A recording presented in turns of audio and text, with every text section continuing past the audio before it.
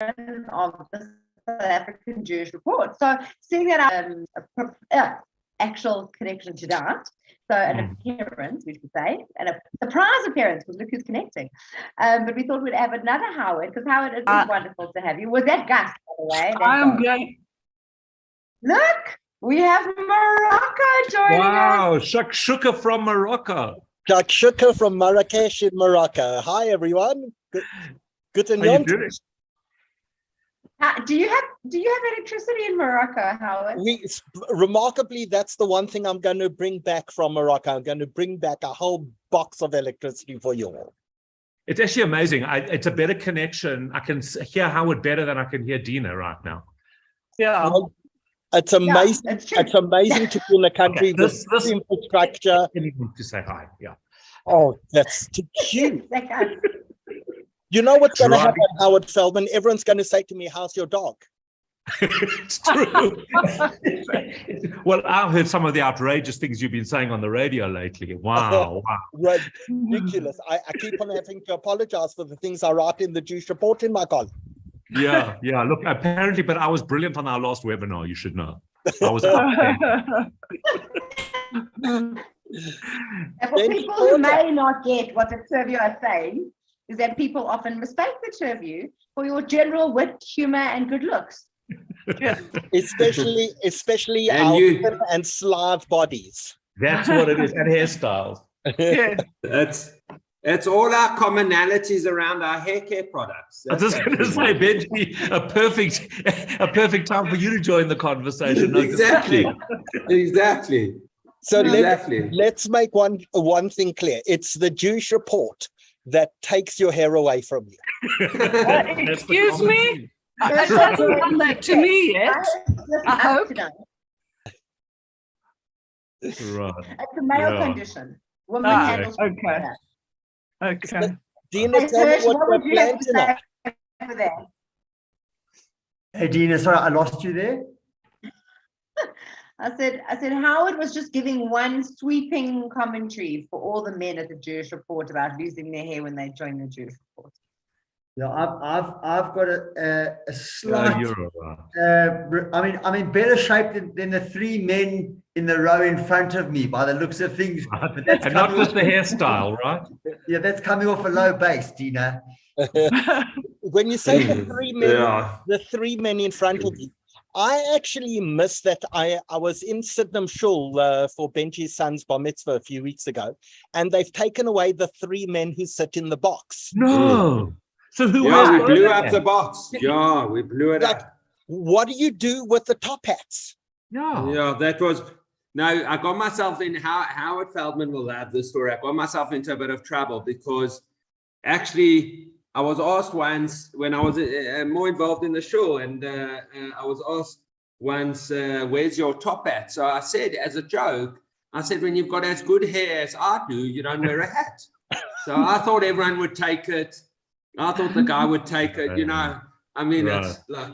The way it was intended. But as we've learned how we squared, that I was insulting tradition. And humor's not universal. It's not. Humor's not universal. I just said, if you had hair like me, you also wouldn't wear a top hat.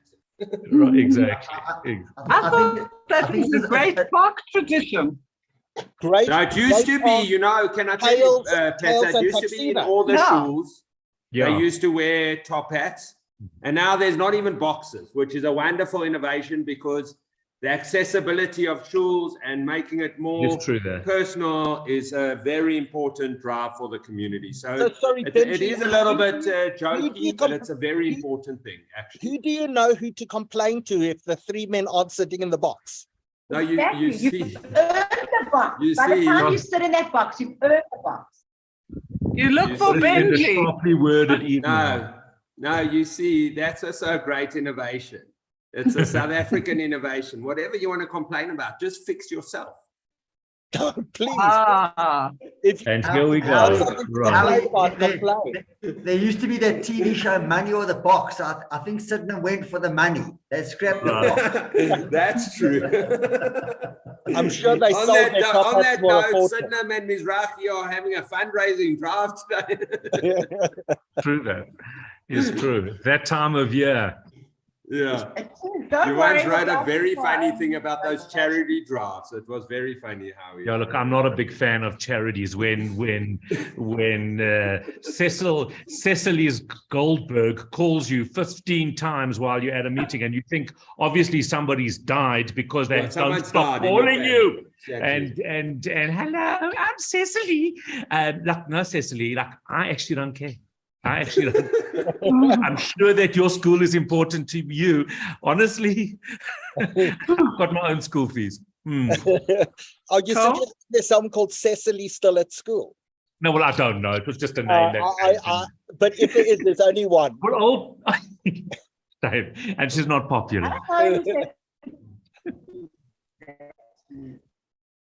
I think I was watching a lot of the TV in the UK. Cecily's a bit of a UK name. I certainly am. I'm totally obsessed. It's the only thing that's got me through load shedding is the fact that the Queen's dead. You've definitely been watching the Queen.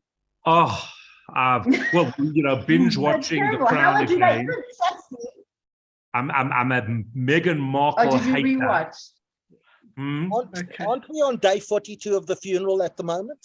Yes, well, that's what I couldn't understand. On day 4, they had a practice. The woman was 96. What, they didn't know this was going to happen. So now they practice for the funeral again. You know, seriously. And then Harry's in a uniform, out of a uniform, invited, disinvited. I can't. It's like whiplash. It's worse than Wimbledon. But why did they practice in the dark? I don't understand. Are they not allowed to practice in the light? It's actually a good question. It is a good question. I suppose it's quite somber, isn't it? Yeah. But Howard Sackstein, do they even know in Marrakesh about the Queen? Look here, they have their own king. We have King Mohammed V. We have King Hassan II, previous one. We're big royalists here in Morocco. I am absolutely dying to go to Morocco. Howard, is it everything you imagined? It is much more interesting. It is much more exciting. It's vibrant like you can't believe. And the amount of Jewish history that you find in this place is just astounding. So the Jews in Morocco are in fact date back about 1,600 years here. And when you find them, they said, we are not Sephardi.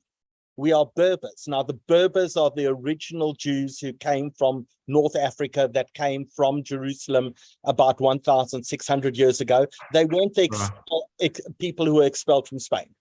Okay, so they lived in peace with the other Berber people. And today I was just at the Berber Museum, which is situated at Yves Saint Laurent's Gardens in Marrakesh. And in the Berber Museum, is a whole lot of Berber costumes and outfits, and 2 of them are Jewish wedding dresses. That's unbelievable. It looks, I mean, the pictures look, Benji, I think there's a half Iron Man in Morocco. Yes. There must be. There must be. Is it really look amazing? Yeah. Today is a relatively cool day in Marrakesh. It's been 31. Last week was 45. Wow. But wherever you go in Marrakesh, wherever you go in Morocco, you just encounter Jewish history. We were in Casablanca, and one of the people with me is my niece, whose mother grew up in Casablanca.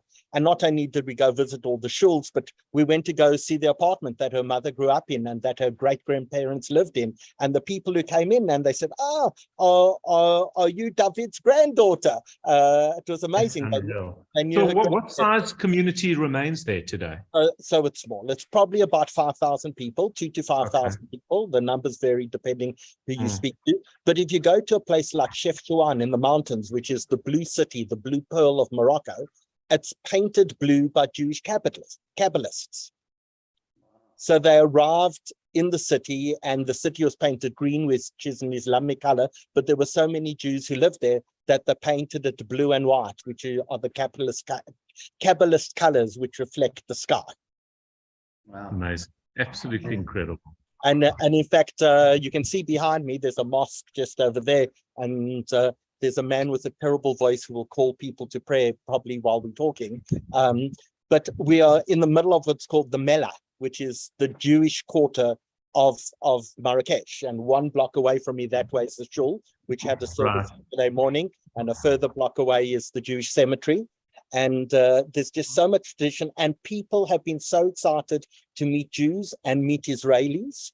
And they tell all the Israelis, my niece is Israeli, they tell her, you are our brothers, you are so welcome.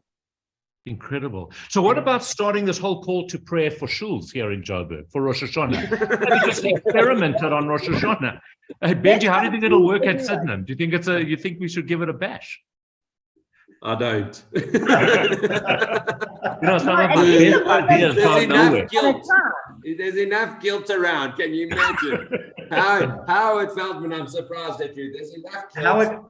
Howard Feldman, enough guilt now. Can you imagine someone screaming to come to shul? Give us an example. Give us how you envisage it. How someone Tell you how my late father would do it. He would do it like this. Exactly. I imagine Howard Feldman coming out of his home wrapped in a towel, undressed, starting, I'm late for shul, but you're nearly late as well. Exactly. You're later than me. Hurry up. Yeah. All right, so maybe it's not such a good idea. Like, how do you do a disapproving nudge or a look over a loudspeaker? How do you do that? No, I know. It's almost like silence. But then you know what we mean. We know we're just disappointed. That's all it is. It's just silence. Yeah, we thought more of you. So now, does anyone in Johannesburg have enough power to actually watch the show tonight? We don't know really. It has been a bit tough on the power supply. We actually, I hope we actually run the webinar as we plan to. There may be some technical hitches, because all the people that we actually wanted to have on live tonight were very worried that they wouldn't have power. So they actually pre-recorded, but they couldn't record when they thought they were going to record, because at that stage, they thought they were on stage 4, but then they moved to stage 5. So then the filming schedule all changed. So we are hoping, by God's grace, that we have so many stages that's almost like being on Broadway. Yeah.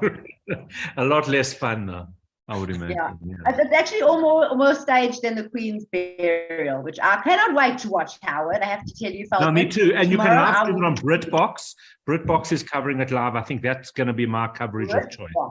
I haven't even heard of BritBox. What are you talking about? Tina, you're not Jewish unless you've got Netflix and Amazon Prime and Disney and BritBox and DSTV streaming. And I had Delores' Shabbos box on Friday night. So that's not BritBox, but it was very delicious. Dolores' box. I think that's different. Yeah. If you got bangers and mash, it would have been Dolores' BritBox. Right, exactly. No, so yeah, we've got Delores tonight. Actually, we're going to have Delores. She also did have her load shedding issues, but we will have her in her own live moment, hopefully. Sydney Lazarus just said, "How is Morocco?" Sydney, I'm waiting for you here. In fact, I met this morning. I don't know if you guys know Luke Alblinsky from Joburg. Luke's in town. He was running late, but he came to say hi as we're standing at the entrance to Jardim, the gardens, the Yves Saint Laurent gardens. Amazing, absolutely incredible, really, really amazing. Dina, I know you're going to kick off soon, so and I know how exciting it is that we once again coming to a Rosh Hashanah edition, and I remember the early days of doing these Rosh Hashanah editions. And I know it always feels like we feel like obligated to give a proudly South African like insight, but I think actually people are over that because they know how lucky we are to be in this country with all its mess and with all its like nonsense. We're incredibly blessed to be in this beautiful country. But in no jokes, I thought today, and I know it's terribly hard, this level 6 or stage 6, I can't even keep track of this load shedding is hard. But I think to take a political phrase, there was a Rubicon cross today that I think is fantastic. And that's at 1,000 megawatts being bought from the private sector. And it's an enormous Rubicon cross. And I know I joked about it earlier, but, I went to a show. You were at it as well, Deans. And these kids were doing this show, Mamma Mia. It's super sweet. It was actually, I loved watching it. It might be my age, but it was really, really sweet. And, there they are. They mid-scene, they mid-song, the power goes out, and they just stop for 5 seconds, And they start again, no problem. The adults, a little bit worse. But the kids, no problem. They just carried on. And I've been very lucky in this last couple of weeks. We've done this Cap Green stuff. And we've seen just the difference of just applying oneself to solving some of these problems. And maybe that's our wish, that everyone, or certainly from me and my family, and that we're all blessed. And when people talk, they're talking to themselves.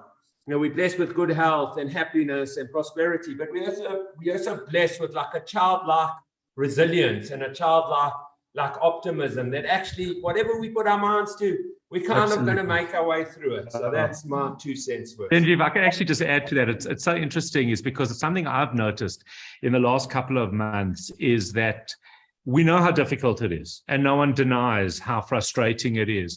But to a large extent, I've noticed that South Africans have given themselves permission in the last couple of months to actually say, yeah, you know what, it's not great, that the load shedding, but look at this, and look at our children, and look at what we have available to us. I was sitting this morning at a coffee shop, and people were all moaning about the load shedding. And I said, hold on a minute, guys. We're sitting here drinking hot coffee with live music there. We've got entertainment for the kids. It was a fundraiser. It was beautiful. What are we actually complaining about? And of course, there's stuff to complain about, and we have to change it. And it's important that we push, and we do our damnedest to change it. But at the same time, let's not, let's give ourselves that permission to say, you know what, it's imperfect, but actually I'm very happy where I am. Yeah. It reminds me, I don't know if you remember the episode of Frasier, where Frasier and Niles go out to the restaurant, and the father says to them, how was dinner? And they said, fantastic. The food was amazing, and something went wrong, so it gave us something to complain about. Exactly. Absolutely. I actually do remember the episode. It was brilliant. Exactly. And listen, I know we normally start at exactly 7, but I think that what you've touched on, Benj, and what you've reiterated, how it is such an important point, that we're sitting at the beginning of our new year, we're sitting at the beginning of Rosh Hashanah, and we do want to become positive. And I think exactly what you said, I've seen that sentiment change, often from a lot of people who went overseas in July on holiday, came back, and they were all like, you know what? We definitely have our problems. We don't deny their issues with crime, with corruption, and a little bit of power, but we live great lives in South Africa. We've got a wonderful community. Our kids have great lives. The schools here are exceptional. What they get to do, I mean, when I was sitting with Benji at that play, I mean, I was blown away. I mean, it is amazing. They just love it. And every single child is included. And no matter if they're born with talent or no talent, they get to shine and they get to enjoy it. And every single one of them loved it and relished it. And I think that's what we need to celebrate. And what I tell my kids is, if you change your attitude, you change your life. And I really have changed my attitude towards this country, because we do have so much good, and we've got so much to appreciate and so many wonderful things. Because let me tell you, there are a lot of problems overseas. Every single country has got its issues. And now we're going to see Europe with their own power issues coming up. So, I mean, we need to celebrate what we do have, because we've got a lot of good. We've got great weather, great people, a great community. And South Africans are wonderful. They're friendly humans. You try to get them all over the world. Can we touch for a second on the great community that we have?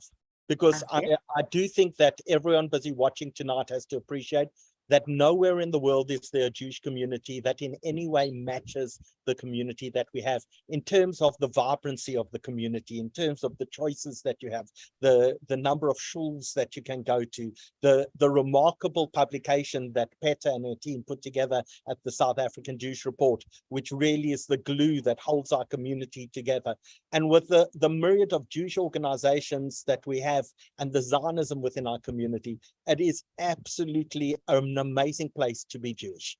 And we've even got our own radio station, man. Howard Feldman, have you heard about it? Look, I think I haven't heard. I think we have the best talk show host in the country. I'm being serious. Definitely. And I don't just say that because Howard Feldman's on, but I think we do. Like the other radio stations.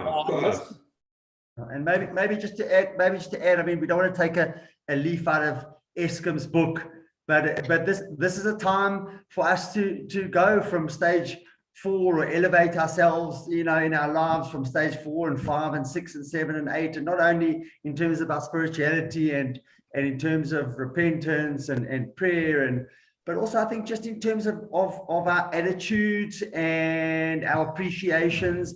And me and Benji always talk about it. The opportunity in South Africa is to live a purposeful life. And every day we have an opportunity in this country to live a purposeful life in the smallest of ways and in the biggest of ways and everything in between. So, to our amazing board, Howie Feldman, to our listeners and our readers and our viewers, just to wish you a Shana Tova, sweet year. May you find ways to elevate yourselves, not only in terms of your Judaism, but just in terms of living a purposeful life in this country, for which there are opportunities every day. And so, Dina, I think our message is you can be ESCOM. You can be the light. You can be the light. And absolutely. And for people who live out of the country or who've left the country, we still love you. And the place is still wonderful. So you're welcome home anytime, and make your own rain, make your own light wherever you are, because that's our message for Rosh Hashanah. It's for you to be wherever you are, to make that light, to make the happiness, to create value and goodness. And especially in this country, there is so much opportunity to do good, to help people, that it's a wonderful thing. So we need to relish it, embrace it. And so anyone who's overseas, but Tetia, you're making me all homesick watching from California. Sorry. And can I say too, since we began these webinars, which is about 2.5 years ago, we've been watched approximately 2.5 million times. And to everyone who's allowed themselves to share with us, to be part of all of these things, to be part of the conversation, I think we're just so enormously grateful from everyone at the South African Jewish Report, not only that we could bring you this, but that we could rebuild community in this amazing way. And not only that, but we really have seen you part of the conversation. We've seen you asking the difficult questions to some amazing guests and having proper, deep, meaningful conversations that make us better as a community. So from me, from the deserts of Marrakesh, Shana Tova to everyone. I'll see you again on the 28th of September, where we're telling a story that has never publicly been told before. The story of the largest hash drug dealer in North America, just so happens to have grown up opposite the Doll's Art House, been head boy of King David Hostel, and he became one of the most successful drug dealers in North American history. Never before has he told this story in public. We're going to tell that story together with him on the 28th of September. I'll see you then. Shana Tova to everyone. Shana Tova. Shana Tova. How would enjoy Marrakesh? We were already. Joy, come home soon. Exactly. And that story that you were talking about is going to blow everyone's socks off. Howard's been spending literally almost a year working on it. It's insane. So except the part that he lived across from the Doll's House. No one will be surprised by that. You'll definitely leave that webinar on a high. We can assure you. Peter, and thank you for everything. Right? Peter, thanks, everybody. And thank you to our wonderful board, and Howard Feldman. Thank you for, as you say, keeping us together as a community through so you still, even though you're not actually on the board of the Jewish Report, you are always involved with us. This is every week. Jojo, thanks. He's always in the newspaper. He's always in the newspaper, and this coming week for Rosh Hashanah, he's going to be in twice. So make sure to read it. That's Peter saying, Howard, get off this thing and start writing, please. All right. Thank you, everyone. Thank you to all of our board. Thank you, guys. Shana Tova. Shana Tova. Cheers, Dean. Bye. Cheers. So, Peggy, we are at the 138th webinar of the South African Jewish Report. It has been a long journey. We've been through COVID, and we are at another Rosh Hashanah here again. How are you feeling this Rosh Hashanah? How am I feeling? Well, I must say, I'm feeling a little in the dark. I've had to move around the house to find a good place to have to be connected, because my house is in the dark. I'm the only one who has any light here.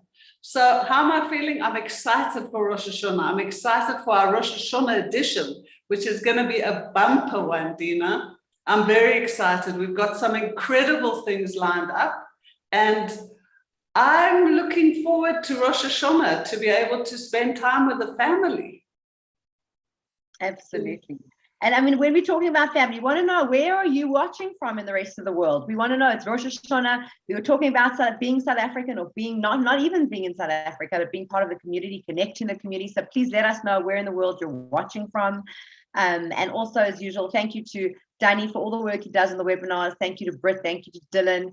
You guys are our back end rocks, and has been a bit more challenging, I think, this week in particular because of our electricity situation, but we will overcome. As we've mentioned, we are resilient.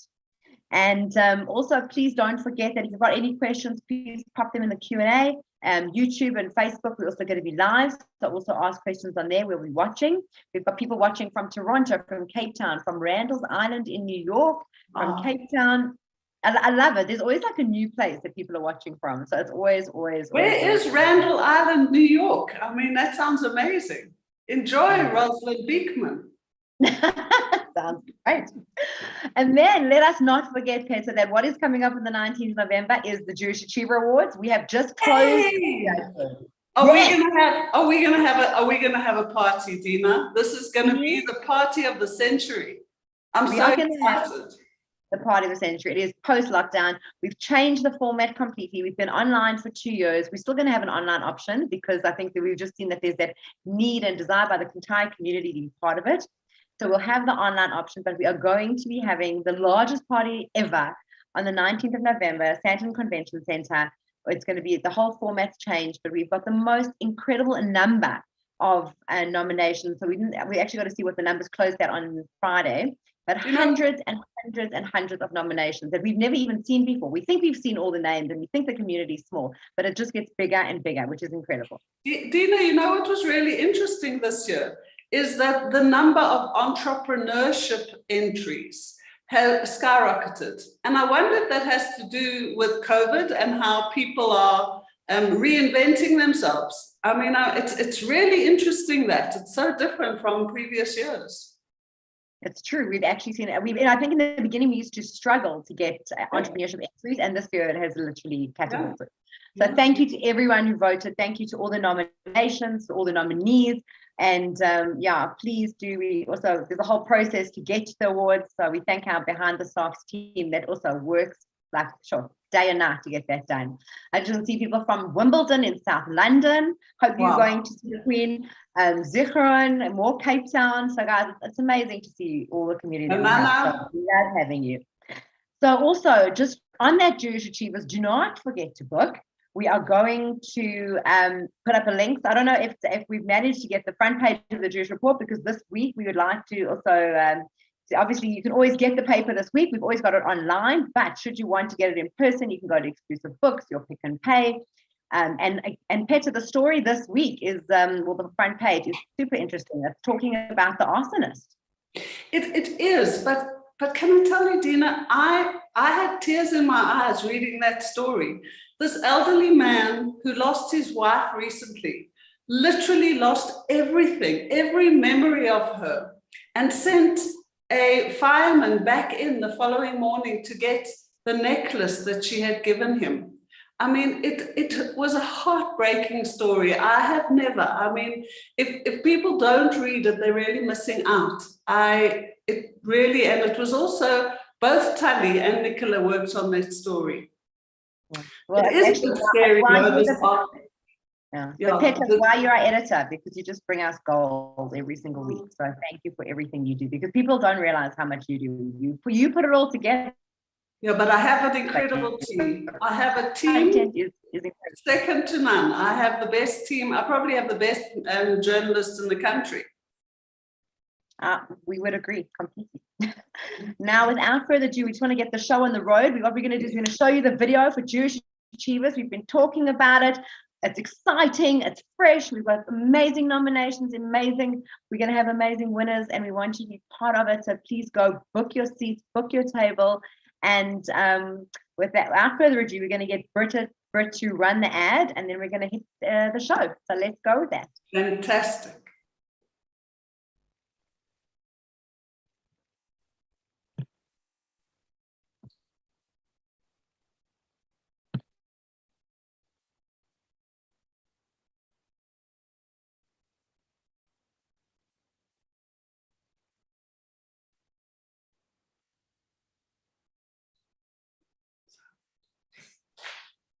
Brett, I don't think we've got sound going on there. And the sound is everything. So you have to stop that and get the sound. Yeah, let's start again. Yeah, so what she had on there was the bit.ly link in terms of how to book. You go to bit.ly 2022, and but you'll see the link is on our webpage, sajr.co.za. It's in the paper.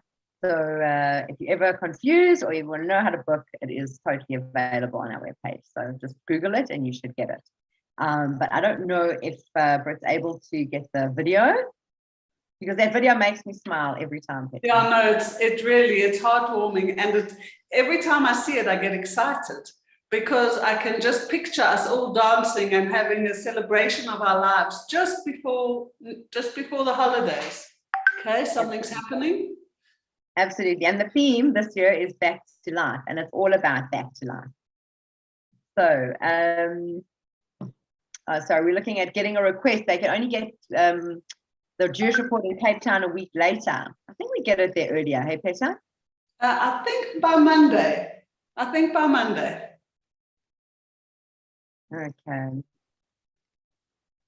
Okay. All right. I don't know if we're looking on this video. So, guys, as I said, we go with what we can. we are resilient. But just the video is amazing, but we will show it to you hopefully a bit later in the show. But what we're going to start with, because we were supposed to have our whole show ready to go, unfortunately, because of the load shedding, we couldn't do that. It takes hours and hours to download. So we're going to start with one of our videos, and that's Sharon Glass. So just as you know from our lineup tonight, we've got Sharon Glass, who is so well known in the South African community. She's written multiple cookbooks. She has done zillions and zillions of classes. She's highly respected. So we managed to get Sharon again to agree to come on. She's making us an incredible main course with chicken and vegetables. Then we're going to have Delores, who's actually going to do our starter portion. She's going to do fish and she's going to do salads. We've also got a really exciting special guest named Becky Sandler, and she is a renowned kosher Mexican chef. We've never had her on before, and we love getting these little gems all over the world. So Becky will be sharing a nice dessert specifically for Rosh Hashanah with us, and she's really, really incredible. We will also be having Shalvie Friedman, who's Rebbetzin Shalvie Friedman from Israel, and also just imparting beautiful words. The chief rabbi, who always, we are so happy to grace us with his presence and gems of spiritual uniqueness. So hopefully he'll come on at about 7:30. And then we've got our Nikki Boutiques coming on. They're going to tell us what we should be wearing for Rosh Hashanah, what the latest trends are globally, and what we should be looking out for. We've got also Karen Schneid from Ooh La La. So people who are in South Africa definitely have heard of Ooh La La, and she is actually international. She's specifically in London with all beautiful, like amazing desserts and her pecan pebbles. I mean, I don't know, I eat them all the time. And so she's going to also give us some guidance on how to do our homes and how to get our table beautiful and to create a wonderful, wonderful ambiance. And they've recently actually won a taste award, which I don't think anyone in South Africa has actually won. It's an international award. They won it 2 weeks ago. So, I mean, really, really a huge, huge accolade. So, and we've got pure talent on the show tonight. And also to our sponsors, we've got Almond Breeze and Kosher World. So without our sponsors, again, it would be very difficult to carry on because we, again, do this for the love. So thank you to our wonderful sponsors. And I think we're going to kick off now with Sharon Glass, and we'll be back. So I'm just going to share my screen, but you will have to bear with me as well because unfortunately this is let's just see this. Sorry, now it's my turn to get it's fine, it's ESCOM. We can explain ESCOM tonight. To get the technical going. Let me just see all my windows, and I do apologize. I'm also on a new laptop tonight. So again, we do what we do. Yeah. There we go. Is it coming up? Something is up. It says sent to Sharon Glass Jewish report. No? No? Yeah. Sorry. It's a work should you want to do The chief rabbi is ready and waiting whenever. Sorry, what did you say? The chief rabbi? The chief rabbi is ready and waiting. If you want to sort if that he's out, ready, I then can it'll give check us it. time to get our technical ready. So we would love to speak to the chief rabbi. So let us, let's see, is he on camera right now? Come, is he there? Not yet. So let's just see. No, okay. Okay, I've just sent him a message. He should be on any second. All right. I do finally have the window that I need open. So, Okay. Okay, here he is. Hello. Welcome, Chief Rabbi. We can't hear you? Hi. Hello. There you go. How are you? Yeah, great. How are you? Fantastic. Thank you so much for making time to spend with us. I know you've just come from one function and probably had another few today. Yeah, just came from, it was so lovely, it was the new Rabbi in Rebbetzin at the Sephardi Shul at HOD, which is so lovely. It was such a lovely event. Wonderful. How big is our Sephardi community? It's small but proud, you know, and they hold their traditions, and they it's something really special and beautiful. And Rabbi Eli and Rebbetzin Penina Spinner have just taken over there from Rabbi and Rebbetzin Hadar, who just moved to Pine Street. So it's beautiful. It was such a lovely energy. It's so beautiful to be there. where are they from? Rebbetzin Spinner is actually Rabbi Karlebach's daughter. So she was born here in Joburg. He's from New York, and she's from Joburg. So it's so lovely. Well, that's wonderful. So, Chief, I know everybody these days calls you Chief. So, you know, I mean, I think your brand is even changing because everybody knows you as the Chief. I hope they don't confuse you with the Zulu guys, but I've always called you Chief as long as I've known you. Anyway, yeah. Rosh Hashanah 5783. It's a big one. What does this mean to you particularly? You know, what I think is special about Rosh Hashanah is the sense of a moment to stop and reflect on our lives. Because, like, you know, take it this following thought experiment. Can you imagine life without Rosh Hashanah and Yom Kippur? There wouldn't be. It's actually a gift from God, you know, that sometimes we think, well, okay, it's heavy, you know, there's introspection, there's repentance, there's confession, there are all these things that are happening.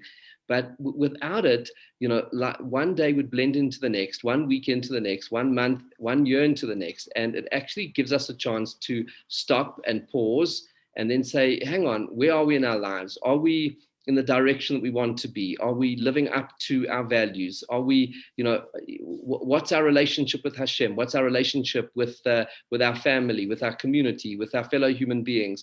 You know, where are we holding with our mitzvahs? You know, it's really a chance to reflect and introspect, and that's a gift, because otherwise, you know, as human beings, we in a certain sense are programmed to go by habit. And, you know, it's really that sense of everything just being en route. And, you know, I think a lot of what Judaism is about what I would, you know, call like mindful living, that we don't just drift through life. We actually live with purpose and with meaning and with intent. And I think, you know, Shabbos is definitely about that weekly reminder of that. But Rosh Hashanah and Kippur is on grand scale, that sense of let's look at the big picture. And especially Rosh Hashanah, because in a certain sense, Yom Kippur, we're in the details, and that's great, because, you know, life happens in the details, and anybody will tell you, I'm sure you know, as you know, as an editor of a newspaper, and you know, Dina's, and being in the world of business, there's really the sense of you can have the big strategy and the vision, but ultimately it comes down to the implementation and the detail. So Yom Kippur is about the implementation and the detail, but Rosh Hashanah is actually about the big picture. Where we headed? What's actually going on? Where and it's looking at the big picture, and looking at the big picture through the eyes of Hashem. He's the king, and Rosh Hashanah, that's a major theme of Rosh Hashanah. So as Yom Kippur, we're in the detail. On Rosh Hashanah, we like stepping back and saying, who are we? What are our values? How do we look at the world? What's the big picture of our lives? And now we've come through some pretty dark times with COVID.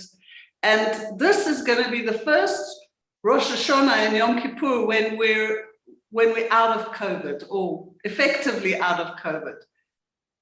How do we move forward from here? I mean, last year there were people in shul, but it was difficult. Now we can all go back to shul.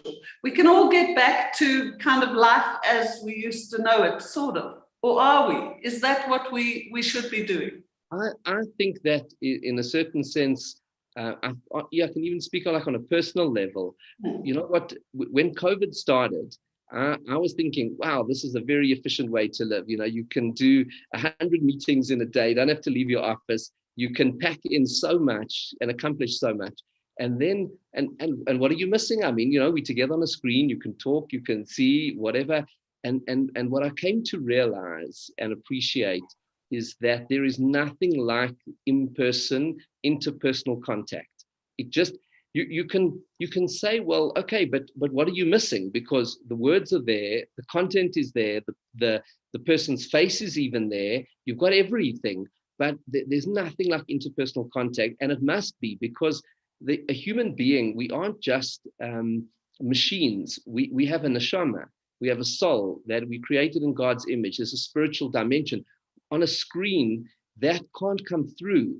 You know, when you're with another person, there is that energy, and it's like that when it's sort of one-on-one interpersonal contact, but it's also like that even more powerfully for the sense of community, because you can have a Zoom meeting of a community and you can get together and you can have a share, but when you're in the same room as people, then there's a completely different energy. And my personal sense is that people are looking and searching for the human connection and searching for community more than ever. So that's why I'm actually a big optimist about our shuls, because I don't see it as this is going to be a long, hard struggle and a slog to get people back to shul. It's a matter of, people shaking off bad habits and doing a bit of a refresh. But there's a profound need for community, for connection, for human connection. And it's just not the same, and it's, you see the profound truth of the concept of davening with the community. All of our prayers are phrased in the plural. So on the one hand, the act of prayer is very personal. We stand in front of God, and our role model for prayer is a woman, Hannah, who went to go pray for a son in the book of Samuel that records, and the Talmud learns from Hannah how to pray. Sage of the Talmud say, if you want to know how to pray, our role model is Hannah, because she prayed in a whisper. And when we pray that Amidah, we pray in a whisper where only you can hear and God can hear. And no one else can hear, but you actually have to articulate the words. You can't just say it in your mind.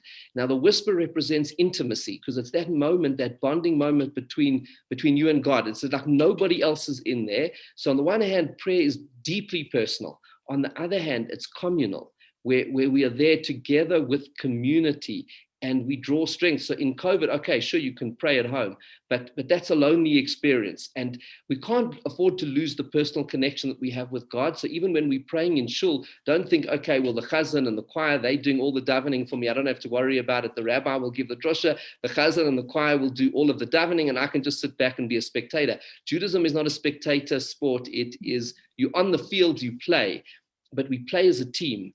And we draw strength as a team and as a community. And that, to me, is what has always made South African Jewry so awesome, is the sense of community. And that is nurtured in our shuls.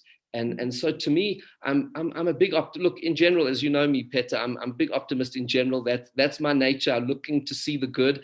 I'm seeing post-COVID like a big return to shul, by recognizing that shuls have something to offer, which is meaning, purpose, community, connection.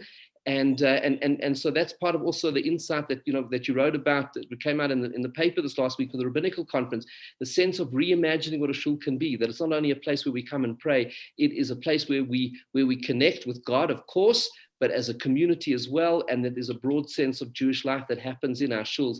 So I think people are searching for that in a really deep way. And so I'm excited for this Yontif and for what the year ahead holds.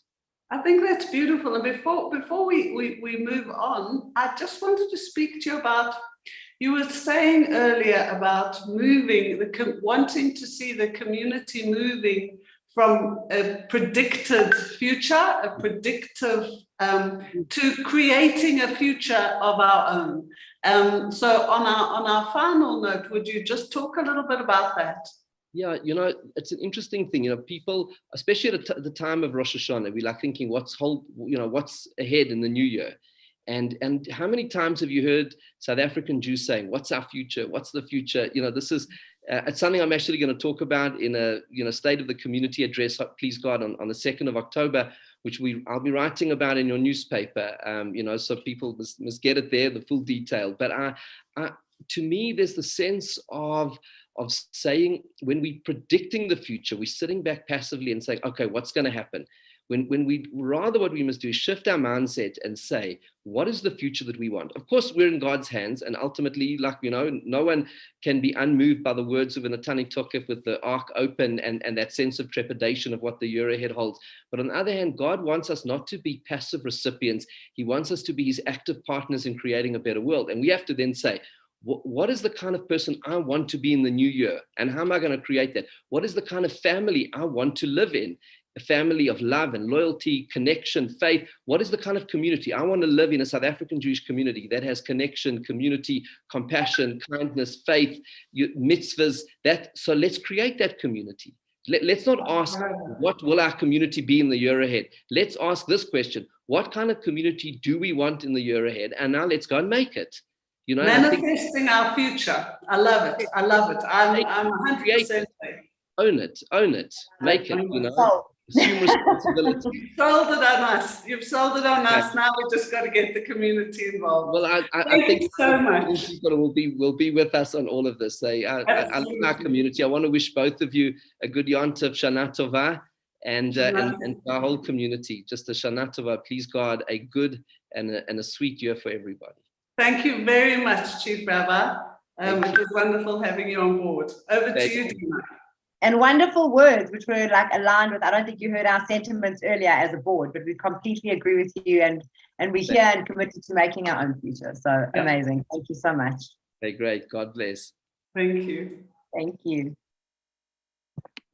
So Petra, it looks like everyone is aligned right now. It looks like that we're all on the same page. This is going to be a great year. We are taking ownership. We're making it ourselves. And speaking of making it, I think we need to get to the meat, literally.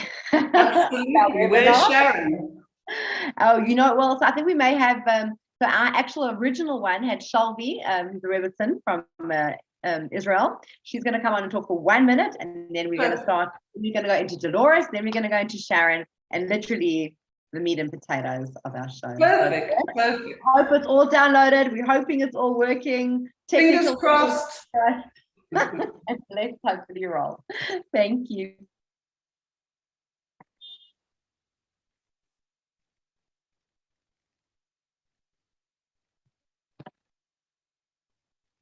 Hello. As we learn through COVID, that's what we do. Okay, yes, we'll get through this. So what kind of... So Britt says that she wanted to start with our Achievers video, which she can. Absolutely. But you can, but I think we're going to just roll straight into the webinar, and then we'll put the Achievers at the end. Back to reality, back to life, back to reality, back to the here and now, yeah. Show me how to decide what you want from me. Tell me maybe I could be there for you. However do you want me? However do you need me? However do you want me?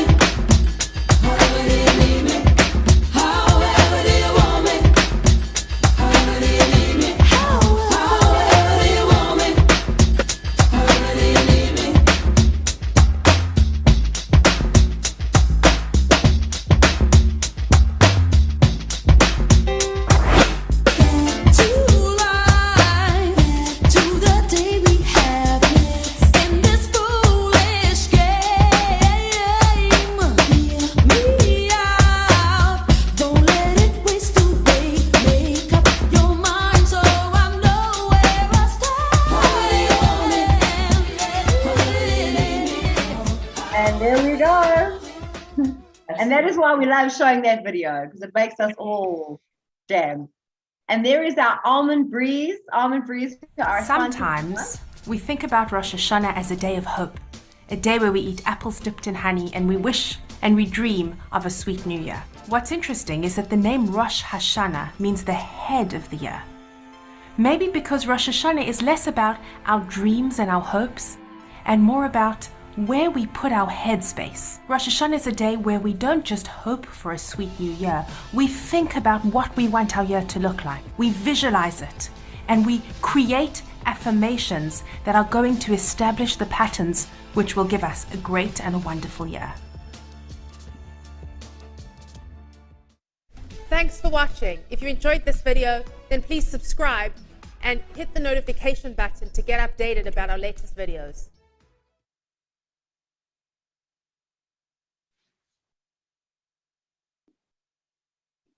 Hi everyone, welcome to my table. Today we're going to be doing a starter that you can use for Rosh Hashanah or for any of the Chagim. I heard such a beautiful word the other day, muchness, and I just thought it's such a beautiful way of expressing how I feel about food and how I feel about Chagim in general, and just everyone around a table together. Thank God we can all be around a table together, because for a few years we couldn't. So without much more fuss, let's start. And what I'm going to do for you today is my favorite thing, which is putting together a harvest table. But for today, I'm going to do a mini harvest table. The salad platter that I'm going to do, you can use elements of it to embellish your table, to make a lunch or dinner or anything just that much more delicious. So I've divided everything up into sections. It seems a lot of work and it seems complicated, but it's really just about planning it, chopping, cutting, doing everything before, and you'll see how quick and easy it is. I'm going to start with some cauliflower. So here I've got some raw cauliflower, just the florets, which we're going to roast in the oven. I know that on Rosh Hashanah some people don't like to use nuts, and I normally use dukkah, but you don't have to use dukkah at all. You can use sesame or any kind of mixed herb that suits you. I'm going to drizzle a little bit of olive oil over. And I'm going to use just a mix of mixed herbs and some sesame and some, I'm going to add some molten salt and a little bit of pepper to it. There we have just some herbs, and here's some salt, which I'm going to just sprinkle over. Put a dash of pepper, and I'm actually going to add some garlic. So I'm going to take some garlic, and I'm just going to spoon it over, and then I'm going to rub it all together. Okay, I'm just going to put on a glove so that I can mush it all nicely together for you. And then just for a bit of added interest, what I've done for this time is, because I'm doing a milk harvest platter, I've grated some Parmesan cheese, and I'm going to just sprinkle it over with some Parmesan, and just gives that nice little edge to it. The other spice which you can add, which makes the cauliflower just delicious, is a bit of sumac. So I'm just going to take a little bit of sumac here, which is now readily available in most of the stores that we have around, and I'm going to mix it all together, and there we go. We have cauliflower ready for the oven. That's really how simple and quick it is. So you'll put it in, it depends if you're doing a whole head or just the florets like I'm doing here, and I'd say a good half an hour. If you want to save time, you can steam your cauliflower before in a little bit of hot water and then do it, but I'm going to just do this one because I find that the whole one is better steamed, but these little pieces are actually better just straight in the oven. So to show you, I did obviously do it before, that's what it's going to come out like. So there you have a beautiful cauliflower, and you can use this for any salad or for any side dish. It's delicious. Okay, moving on quickly to the next stage. I'm going to just put that there, and I'm going to do some seared salmon. Again, absolutely your choice. You don't have to add the salmon to your board. I just felt that it would make a more of a filling kind of a starter board to add the salmon. So here again, so I've got my salmon pieces. I'm going to take some fish spice, which you can use any fish spice that's available. I'm just going to sprinkle on a bit of fish spice, and then I made a delicious chimichurri earlier, which I'm going to spoon over, but I'm going to actually do it in front of you also, just to show you how quick and easy it is. So here's a delicious chimichurri with some red chili and coriander, and I'm going to spoon it over quite generously. Just spread it across. So the rule is about 10 minutes for each centimeter of thickness. So here you can see the salmon portions are quite thick, so I'm going to literally do it for 15 minutes in the oven, just to get it over that seared stage, because I think it's better on this kind of a dish to do it a bit better well done. Okay. And just to show you how to do the chimichurri and how quick and easy it is, just need any little bowl, and I have got everything here ready. So I'm just going to show you here. So I've got some chopped spring onion, I've got some chopped red chili with the seeds. I chopped the equivalent of 2 chilies. I've got a bit of herbs. I'm going to put all of that in there. I've got some mint, which we chopped. So here I've got some chopped mint. I've got some coriander, quite a lot of garlic, and some Italian parsley, which I've also chopped. Literally, that's how quick and easy it is. And of course, always a dash of salt. I'm not going to add pepper to this one. I don't think it's needed. I'm just going to put a generous pouring of olive oil, because I'm putting more olive oil than I would normally put, because we're actually going to use it. That's what you're going to use to cook your salmon with. Okay, so there we go. It's easy, and it works just as deliciously with a beautiful piece of steak or some Scotch fillet, or any of the meats work beautifully with this chimichurri sauce. It's really easy. It's nice to keep in a bottle in the fridge, and there we go. Okay, so what you'll see that I'll do afterwards is I'll keep some aside and use some to top the salmon once we put it on the board. So that's that one done. Okay, I love doing roast brinjals. So here we've got 3, they're medium-sized brinjals.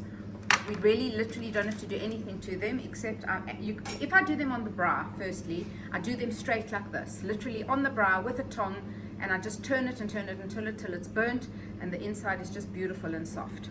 But because I'm going to put it in the oven for today, I'm just going to put over a little bit of olive oil and a bit of mixed herbs. Here I've used an Italian rub, but you can use literally anything. And then again, I'm just going to put some coriander around, just for the oven. There we go. And literally that's ready for the oven. Again, this will take about at least, I'd say 30 to 45 minutes in the oven, but again, you'll prick it and you'll just see. Just remember when you prick it, just watch your eyes, because sometimes it can burst out if it's very hot. But just make sure it's well coated and ready for the oven. And that's another area then for our harvest board. Okay, next up we have some little tomatoes over here, and what I'm going to do with the tomatoes is I'm literally going to cut them lengthways. I'm just going to show you how to do it. I have obviously prepared it before. These are beautiful rows of tomatoes. I'm going to just score them almost all the way down, but not completely. And then you can actually use this as a mini caprese board if you just want to do it as caprese. You take your mozzarella cheese and just stick it in. But for today, I'm just going to take some feta, which I've actually softened a bit. So I've actually just whipped it a bit with a fork, and I'm going to stuff it inside. So you'll need a generous amount of these, at least 30 to 40 little tomatoes, okay? On its own, it makes a beautiful salad, also just with some torn basil leaves and a balsamic dressing, or just some olive oil and balsamic and salt and pepper. And there you go. So that's another area that you can use on your harvest board to make it just that much more delicious. So again, I have prepared a whole amount over here, which I'm going to place on the harvest board. I haven't done anything else other than fill the cheese, so I will sprinkle it just now with some olive oil and balsamic and salt and pepper and some basil leaves. Okay. Then we are going to make a tzatziki very quickly, which we are going to stuff our brinjals with later. So we've got some white yogurt here. Of course, you can use yogurt of your choice, but double cream is that much more delicious. Anything rich and decadent is always more delicious. So for the tzatziki, this is it. People have this fear of it, but it's just so quick and easy to do. So I'm going to take a little bit of white sugar, just spoon it over. I'm going to take a glug of olive oil. Okay. I'm going to take some salt. Okay, some mint. A little bit more mint than that. And then what I did is I've grated a whole cucumber with the skin on. Just leave that very soft section out of the equation for this recipe. So there we've got a lot of grated cucumber, which I'm just going to take. Ready for the bowl. Okay, I'm just looking here for my lemon juice. Here we go. It literally needs just a drop of lemon juice. Put a drop of lemon juice over there. You can just spoon it all together. Tzatziki keeps for at least a good few days in the fridge, so it's something you can make the day before, and if you're doing a milk meal, it's just yummy. So as I say, I stuff a lot of brinjals with it, and then we'll top it with some pomegranates, which I always love to include something with pomegranates on Rosh Hashanah. Okay, so there we go. Let's give it a taste and see that it's good. Have a drop of salt and a drop more olive oil. Okay. So that's your tzatziki. Okay. Is some mushrooms that I have literally let simmer down very slowly with some balsamic and some soy sauce and a little bit of black pepper. Mushrooms create a lot of their own liquid, so you don't need much more than that. And again, about 15 to 20 minutes on a stovetop, just as they get soft and moistened but not mushy. Okie dokie, here are the mushrooms. So what I've done here is combine some white mushrooms and the portobellini mushrooms. I haven't even cut them. I don't think we need to. I like them big and chunky for this kind of a salad platter. And again, I'm just going to use some balsamic. Generous amount, okay, and some soy sauce. So when you put this, as you put this on the stove, it will sizzle, but then it will calm down, okay, and some cracked black pepper. And the trick is just to let it simmer down, as I said, till you get it looking glistening and beautiful, just like those mushrooms there, and they're delicious. Oh, and I forgot the brown sugar. So again, you don't have to do the brown sugar, but it just adds like a touch of sweetness to it, and balances out the soya and the balsamic. Okay, and then obviously taste as you go. So you'd be cooking it and you'll taste it, that it's according to how you like it. Okie dokie, mushrooms done. I think we are almost ready to put our board together. So that was really what gave me the inspiration for this. I was thinking about what to do for a starter, and I thought if we do different elements and combine it, and then people can use elements that they like and introduce bits that maybe are new and different, just for a new year. Okay, so here we have a board. I've just used white parchment paper on the board. You don't have to. You can use a bowl if you wish. You can use whatever you want. I'm just going to give my hands a quick spritz, and then we are ready to start. I use my hands a lot in cooking, as you can see, but I think clean hands and touching food is fine as long as you keep cleaning your hands. So I'm going to start with the mushrooms, and I'm going to pile them in the center.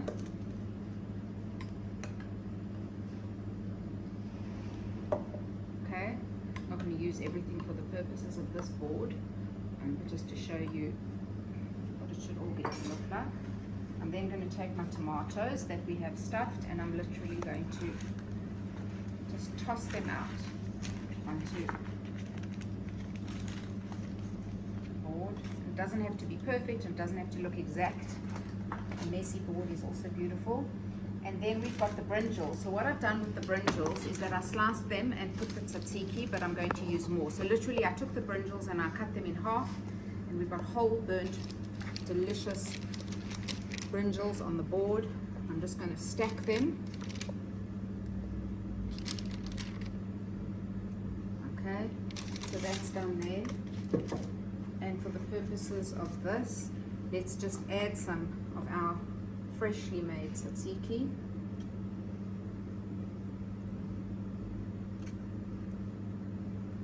Okay, and some pomegranate seeds, which just go hand in hand with the beautiful Rosh Hashanah meal.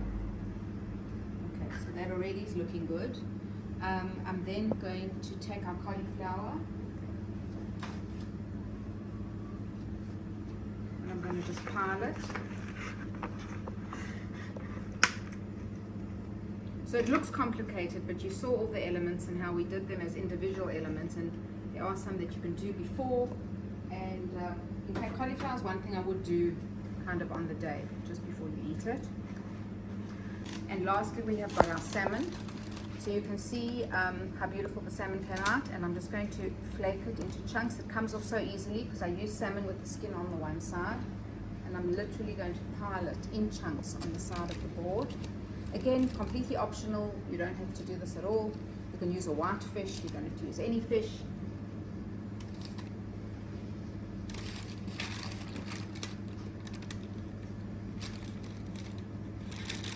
Okay, so just flakes off the skin. Okay, and then I am going to add some crispy bread.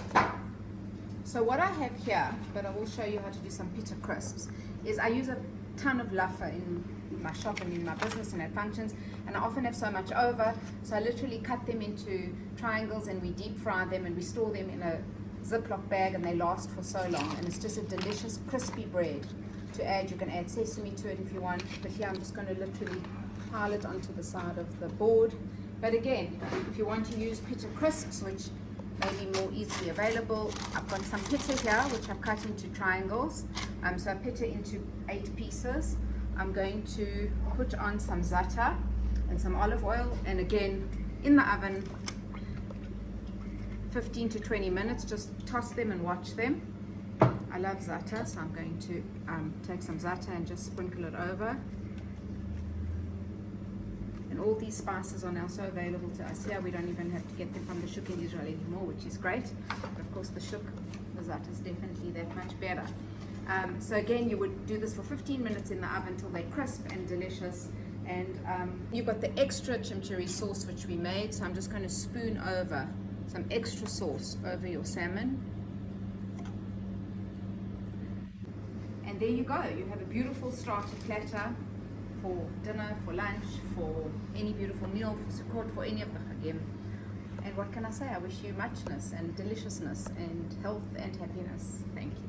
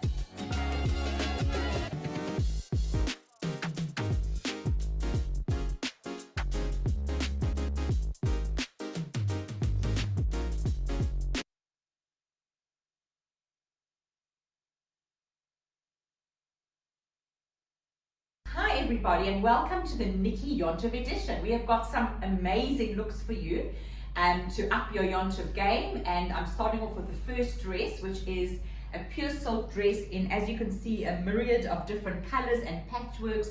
I absolutely adore these pieces.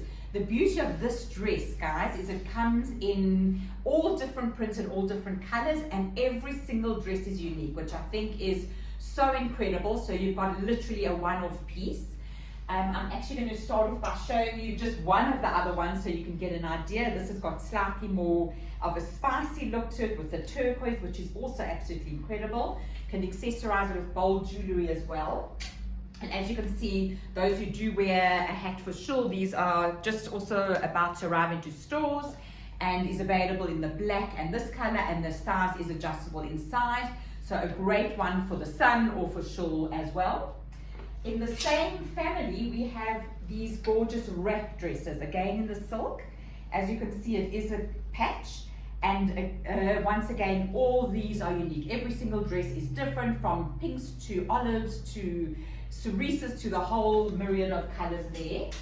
For those who prefer a shorter dress, this is just a wonderful dress. You can see it actually covers the knee, or just on the knee, which is a great length. And it does have that little bit of a sleeve. This one's this gorgeous coral configuration, and again, super different colors. These are plain prints, and again, there are tons of different colors and tons of different prints, and no two are the same. Next up is this lovely maxi pleated skirt, which I absolutely love, and I've teamed it with this gorgeous little evening-y top, guys, which has got a beautiful sheen to it. Again, that little silhouette for the sleeve, which is great. Other skirts we have are the stunning butterfly print, and we also have one of my favorite prints is the snake, which is divine, and just to illustrate how beautifully it can go with this lovely top. This is such a dramatic and statement dress, guys. I've dressed it up with heels, but you can wear your sneakers with it as well. And then the hat detail also just adds to the look.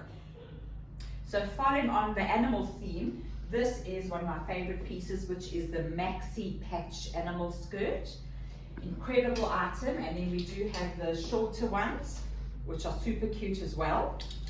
And just to amp up your Yom Tov outfits, we have these magnificent lace blazers, guys, which I absolutely adore. And these are very versatile pieces because you can dress them down afterwards with ripped jeans. This is amazing cotton dress, guys. It is super cool to wear. You can see the sleeve is the most unbelievable silhouette, and just a very easy thing to throw on and look good. Other dresses we have is this patchwork dress, which is absolutely glorious. Beautiful clashing colors here. And then we have the tasseled maxi. Again, with that black hat would be gorgeous, that whole boho look. And a beautiful drawstring, very cool viscose dress. And last up is this gorgeous silk dress, which has the pocket detail, which is divine, dressed up or down. And guys, that's it for now, and just wishing you all a wonderful Yom Tov and a great year ahead.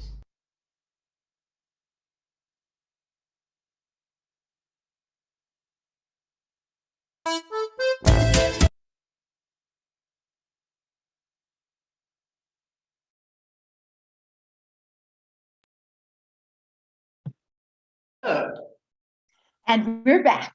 And we're back. And we're back. I mean, Petra, how was Delores? I mean, I know, off the charts. It makes it look so easy, and it's like insane. It's amazing. And what amazes me is I can't do that in the kitchen. I try really hard and I follow recipes, and it's still difficult for me. So when you see somebody doing that, it's like, oh, it just looks so easy. I should be able to do it.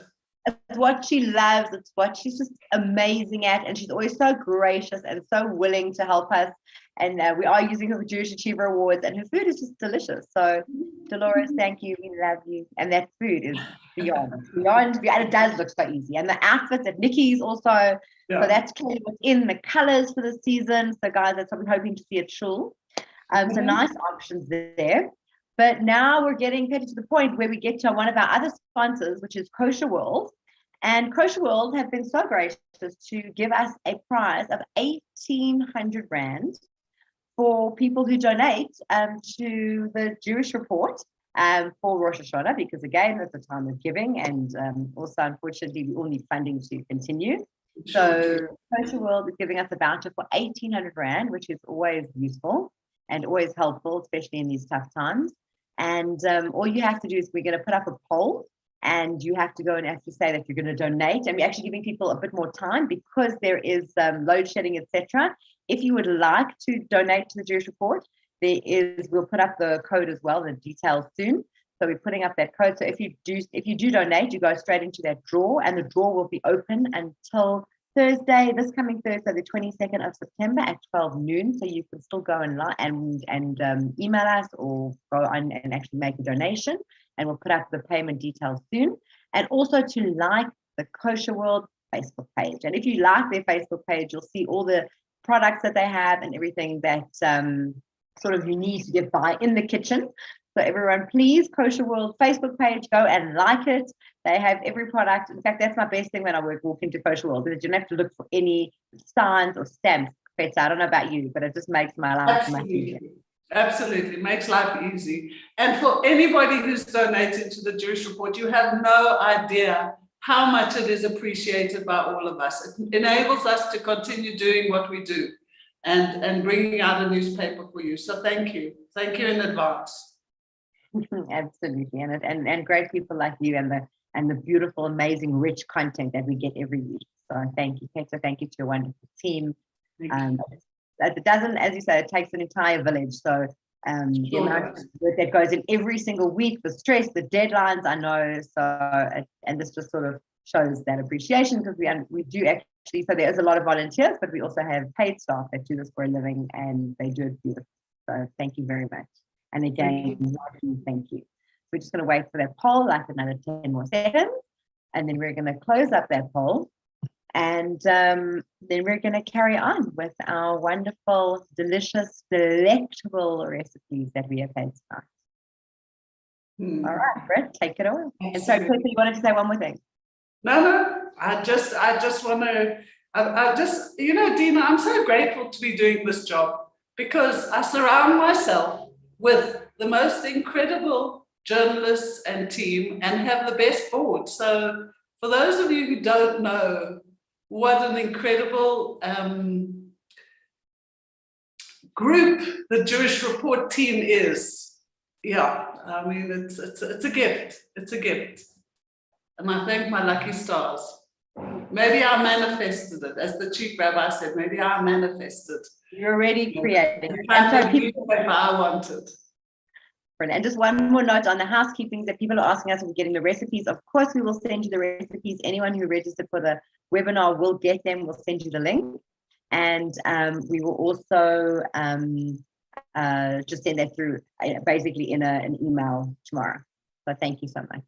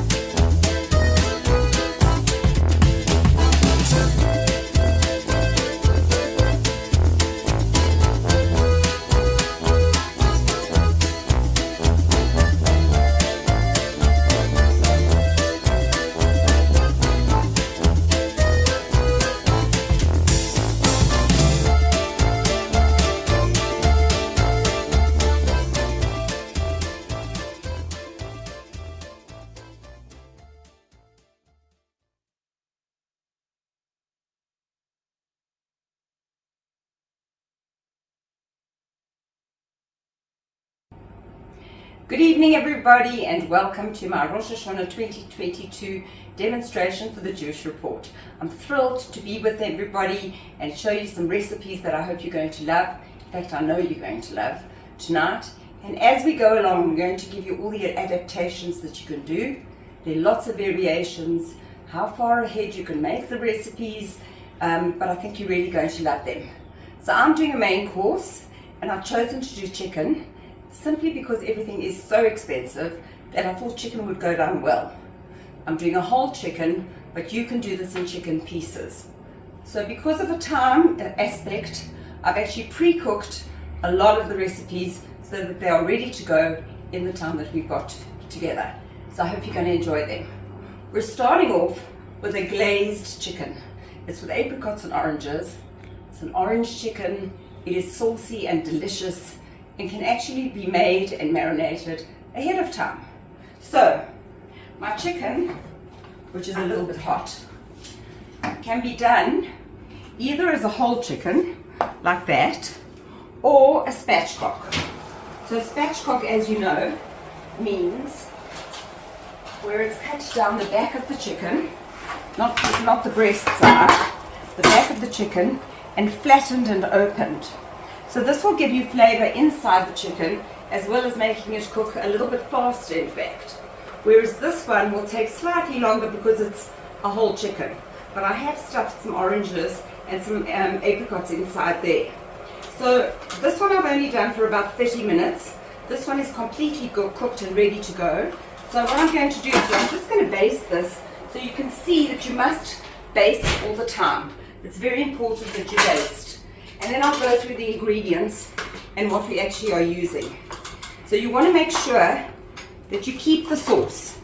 Very important that your roasting pan is always saucy, and should the sauce evaporate, you can always add a little bit of water just for more sauce so that it doesn't catch at the bottom and burn.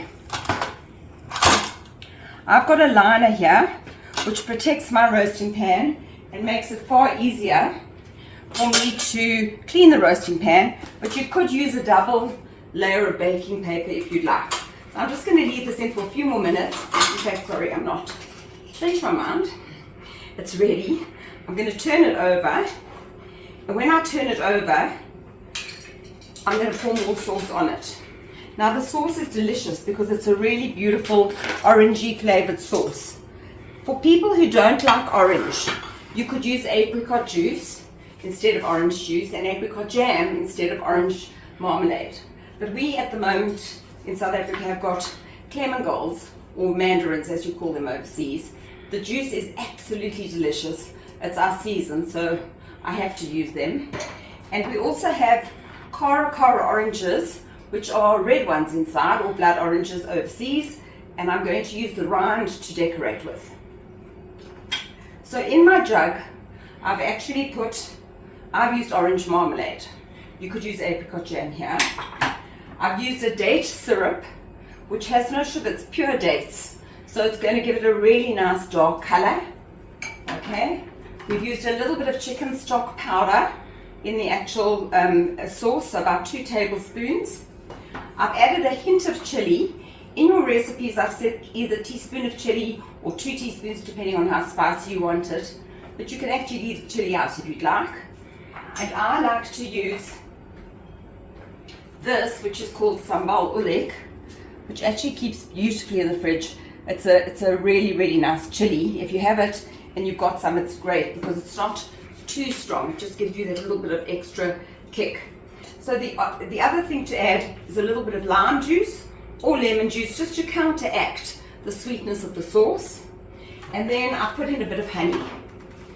So remember that this is a sweet holiday. We're starting off a new year. We need everything to be sweet and not too sour. So that's why we want a beautiful glazed chicken. So these forks are fantastic for turning the chicken. But once we've turned them, or eggs I should say, we're going to pour some more sauce over the chicken, like that. So we want to use most of the sauce. And if there's a little bit left, you should have about 1/4 cup left. We're going to pour it into a pot, okay? And we're going to reduce that to a thickened glaze right for the very end. You don't have to do this. You could actually just keep the sauce that's in the roasting pan, and that may be well be enough for you. I'm just going to turn it on to a low heat that we can actually just reduce this slightly. Okay, so now that we've turned the chicken and we've poured some sauce over it, I'm going to season it with a little bit of salt, not too much, and I like to use pink Himalayan salt, a little bit of black pepper. Okay, I don't need this anymore, thank you, Pom, my helper, thank you very much.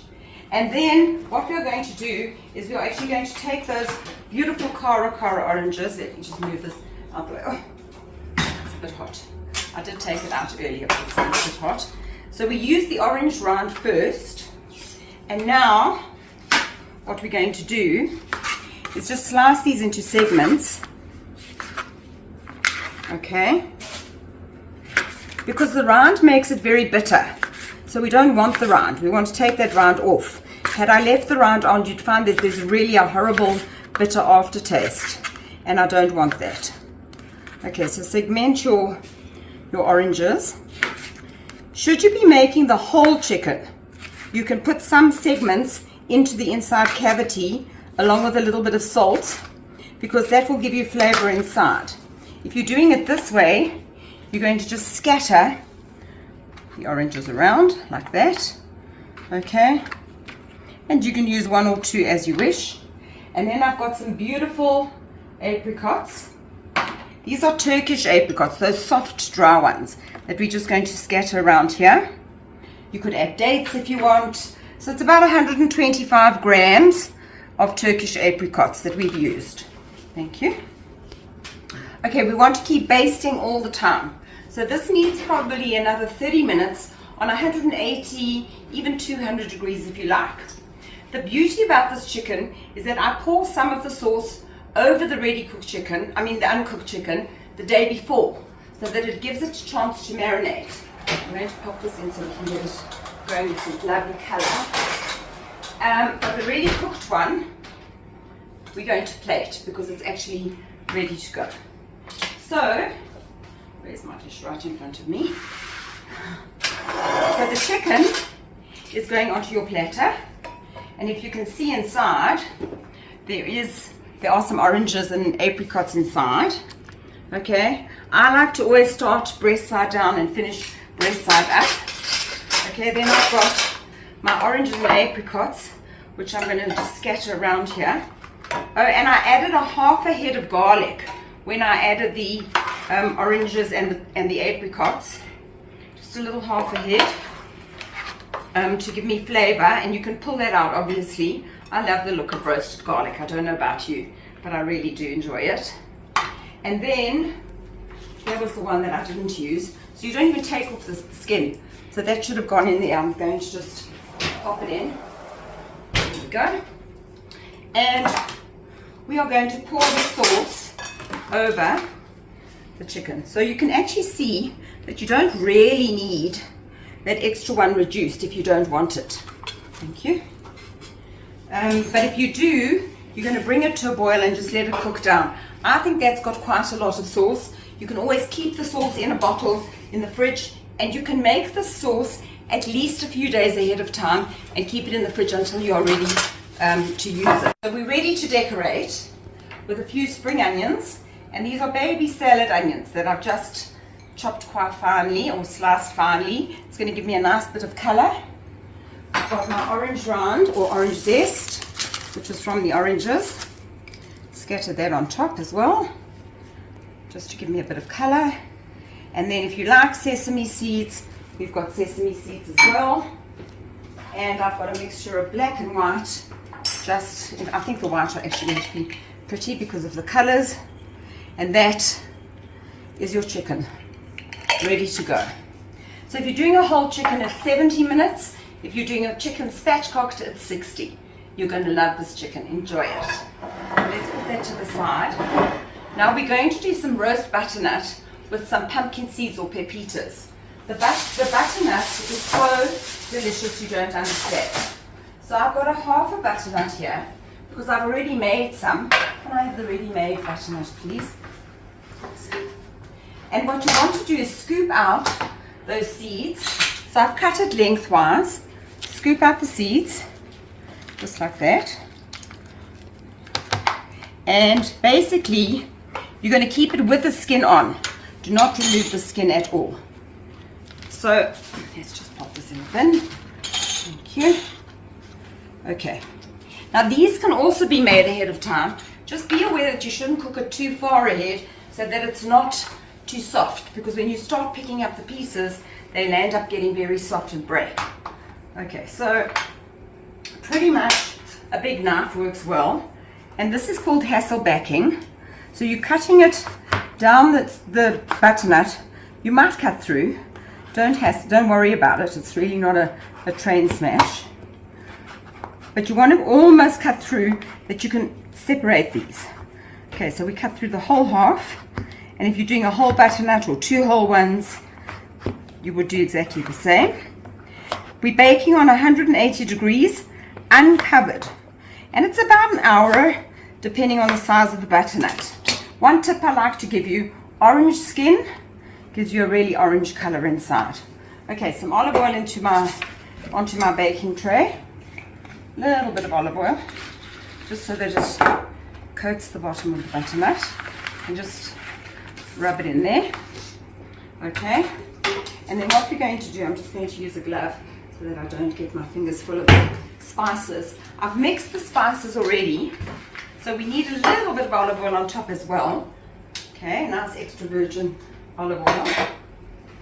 And what we are going to do is we are going to take paprika, some ground coriander, a little bit of fresh garlic or garlic salt, okay, and we are actually going to put that in between the slices. So you're almost going to separate these slices so that you get that seasoning inside. Regular salt, paprika. If you don't like cumin, leave it out. If you don't like the coriander, leave it out. It's pretty much play with it as you wish, but I like the paprika because the paprika gives it color. Now this is gorgeous because you can really roast this ahead of time. Now you can see that I'm actually trying to get it in between the slices, but that's where my flavor is going to be. So just rub it with your fingers.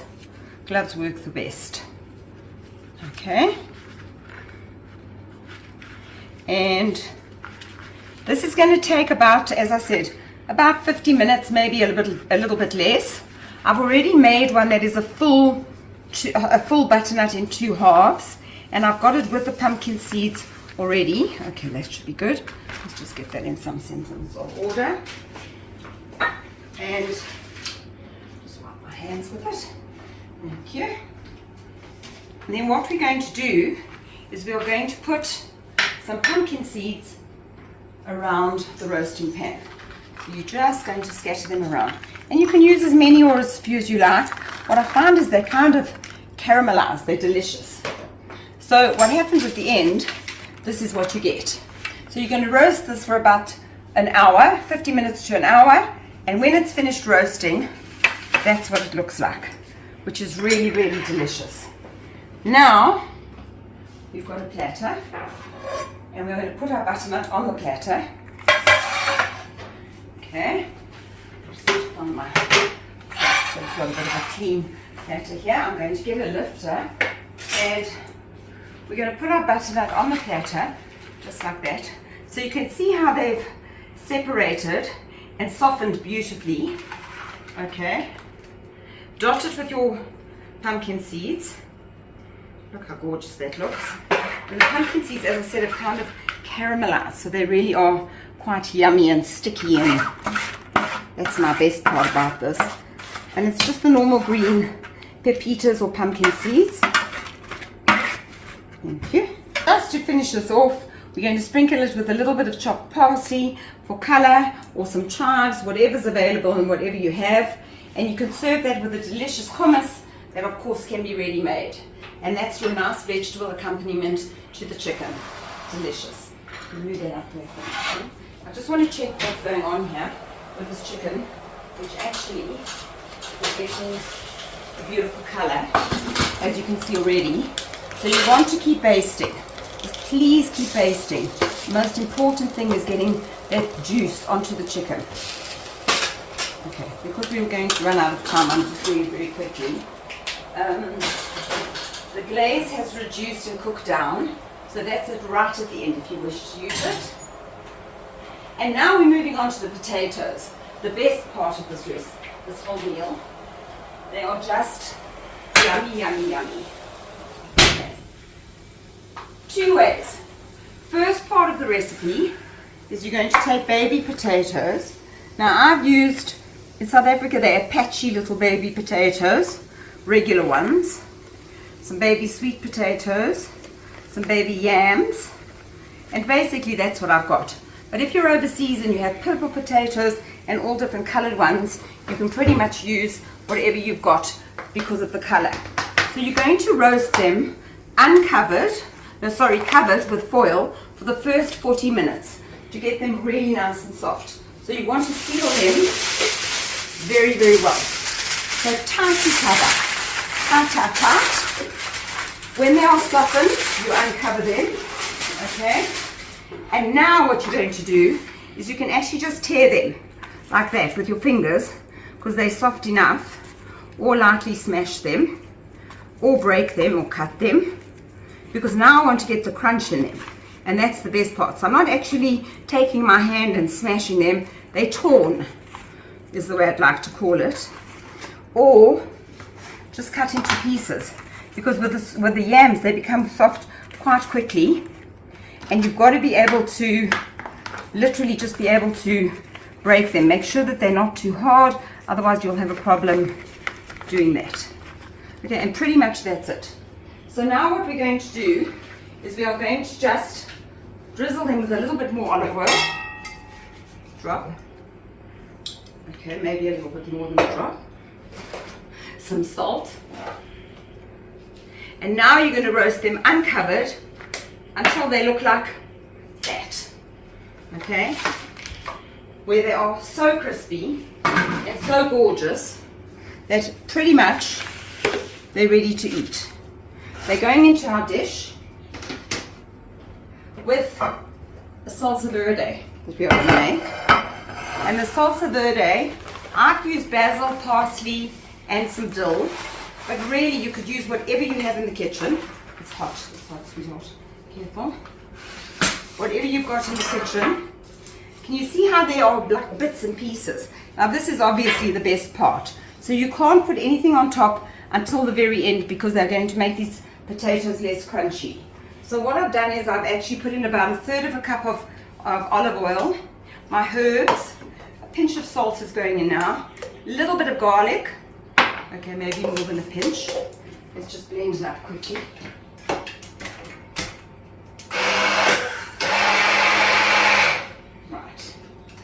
And you can make this ahead of time.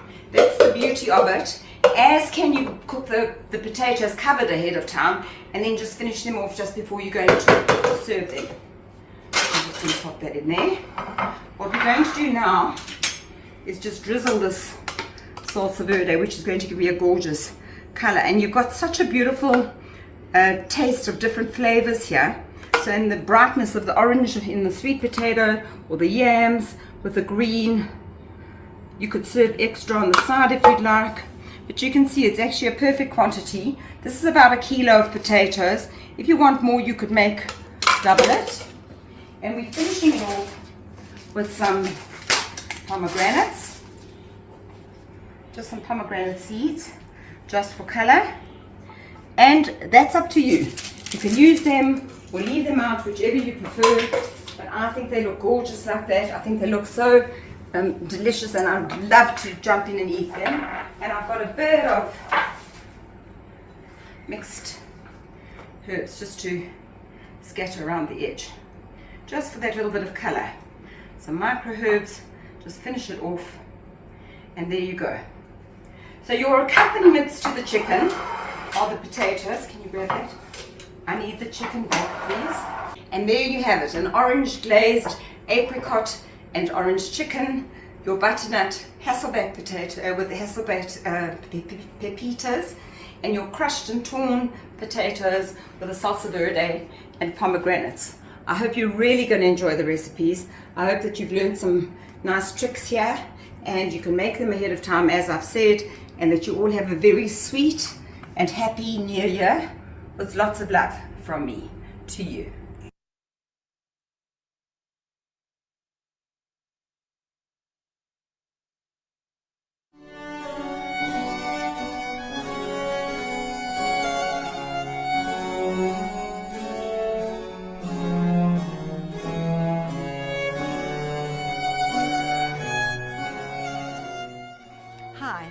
Welcome to our home.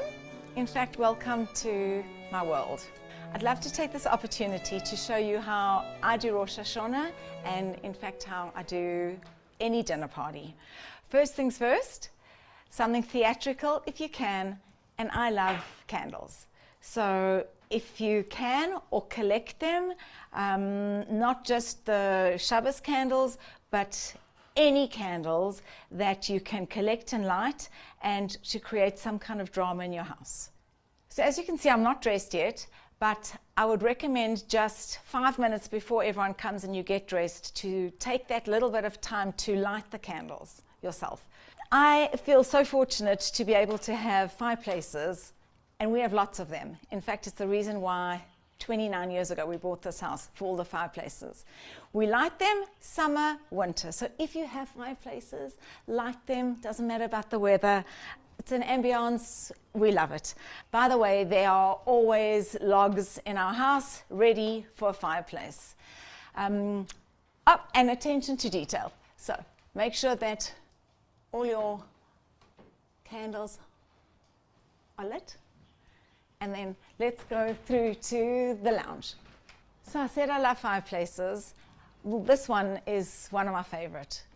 So in our lounge, you can see inspiration everywhere. Wherever you look in our home is a story. It could be the clock up there, which is actually Ormolu. When everyone asks me about Ulala, where that name came from, it's from that story. That could be David and I and the kids when they're little in prams, searching in markets, freezing cold mornings. It's all the challenge, the collecting, the searching that is part of the inspiration. And talking of inspiration, books, there are very few surfaces in this house that don't have books. A bit of a problem, but there are lots of them. But there's something in every book. Chandeliers. I remember that morning that David and I were at the flea market in Paris, and we saw it, and it's got a lot of history to it, and it's beautiful because it brings low ambient lighting to this room. And my suggestion is turn off those bright overhead lights and switch on a lamp. Lamps are very easy to find, and they create the most beautiful mood in your home for any dinner party. And for Rosh Hashanah, when your guests walk in and have the candelabra, a fireplace if you have, and lamps, your mood is set. So I have just gone to our little factory to go and collect some Rosh Hashanah gifts, which are some of them with honey, some of them with our apple marshmallows. So if you place your orders now, you can still get them for Rosh Hashanah.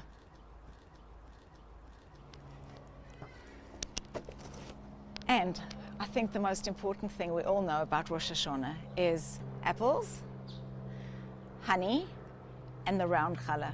We have a round challah because we want a round year, we want a sweet year, and for me this is one of our favorite recipes that we use throughout the year, not just at Rosh Hashanah, but at Rosh Hashanah it's extra special.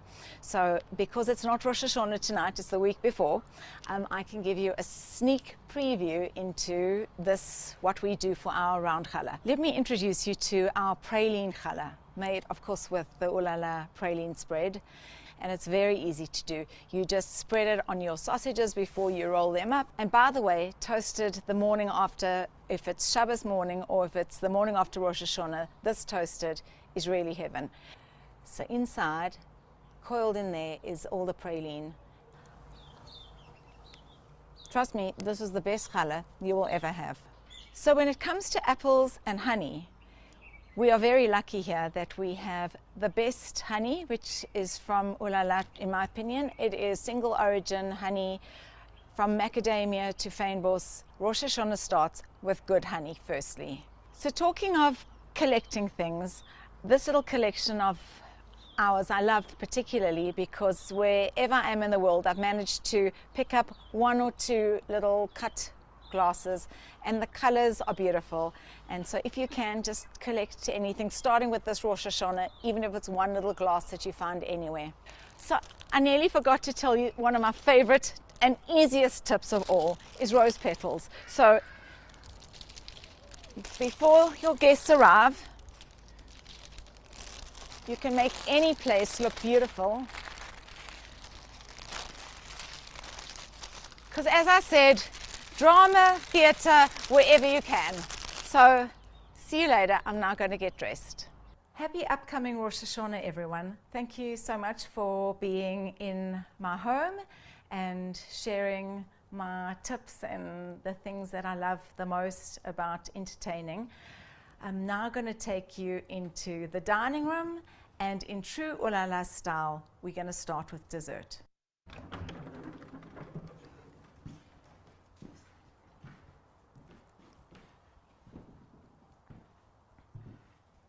So before I explain to you all the confectionery that's on this table, I just want to tell you something that we're so proud of here at Ulala, because we won last week 18 gold stars at the Great Taste Awards in England. So we are very proud of it. But most importantly, I'm not telling you to have confectionery on your table that isn't the best. So now we can get a bit more specific. I'm going to take you through what's on my Rosh Hashanah table. So let me start by explaining our marshmallows to you. First of all, of course, they are homemade. They're very special, and I have some personal favorites, although they're all like my children. They're perfect. This selection is perfect for your parov table. They're covered in dark chocolate, and the toasted coconut are also parov. The vanilla bean made with real vanilla beans. The rose made with Bulgarian real rose oil, damask. And my kind of personal favorite is the mint, because the mint oil I get myself from Piemonte, Italy, and it's won an award, but it's really very special. So that's perfect for your dinner table. So of course our table here is always laden with nougat. Every year on Rosh Hashanah we make our very special award-winning pomegranate one, just as a special, but we love all of them. So the salted caramel, the rose pistachio, the Turkish delight, the coconut if you don't like nuts, you just take your pick. So two yummy desserts that I put on the table here are, one, I take medjool dates, cut them in half, take the pip out, and fill them with a little bit of the praline. I know, I love the praline.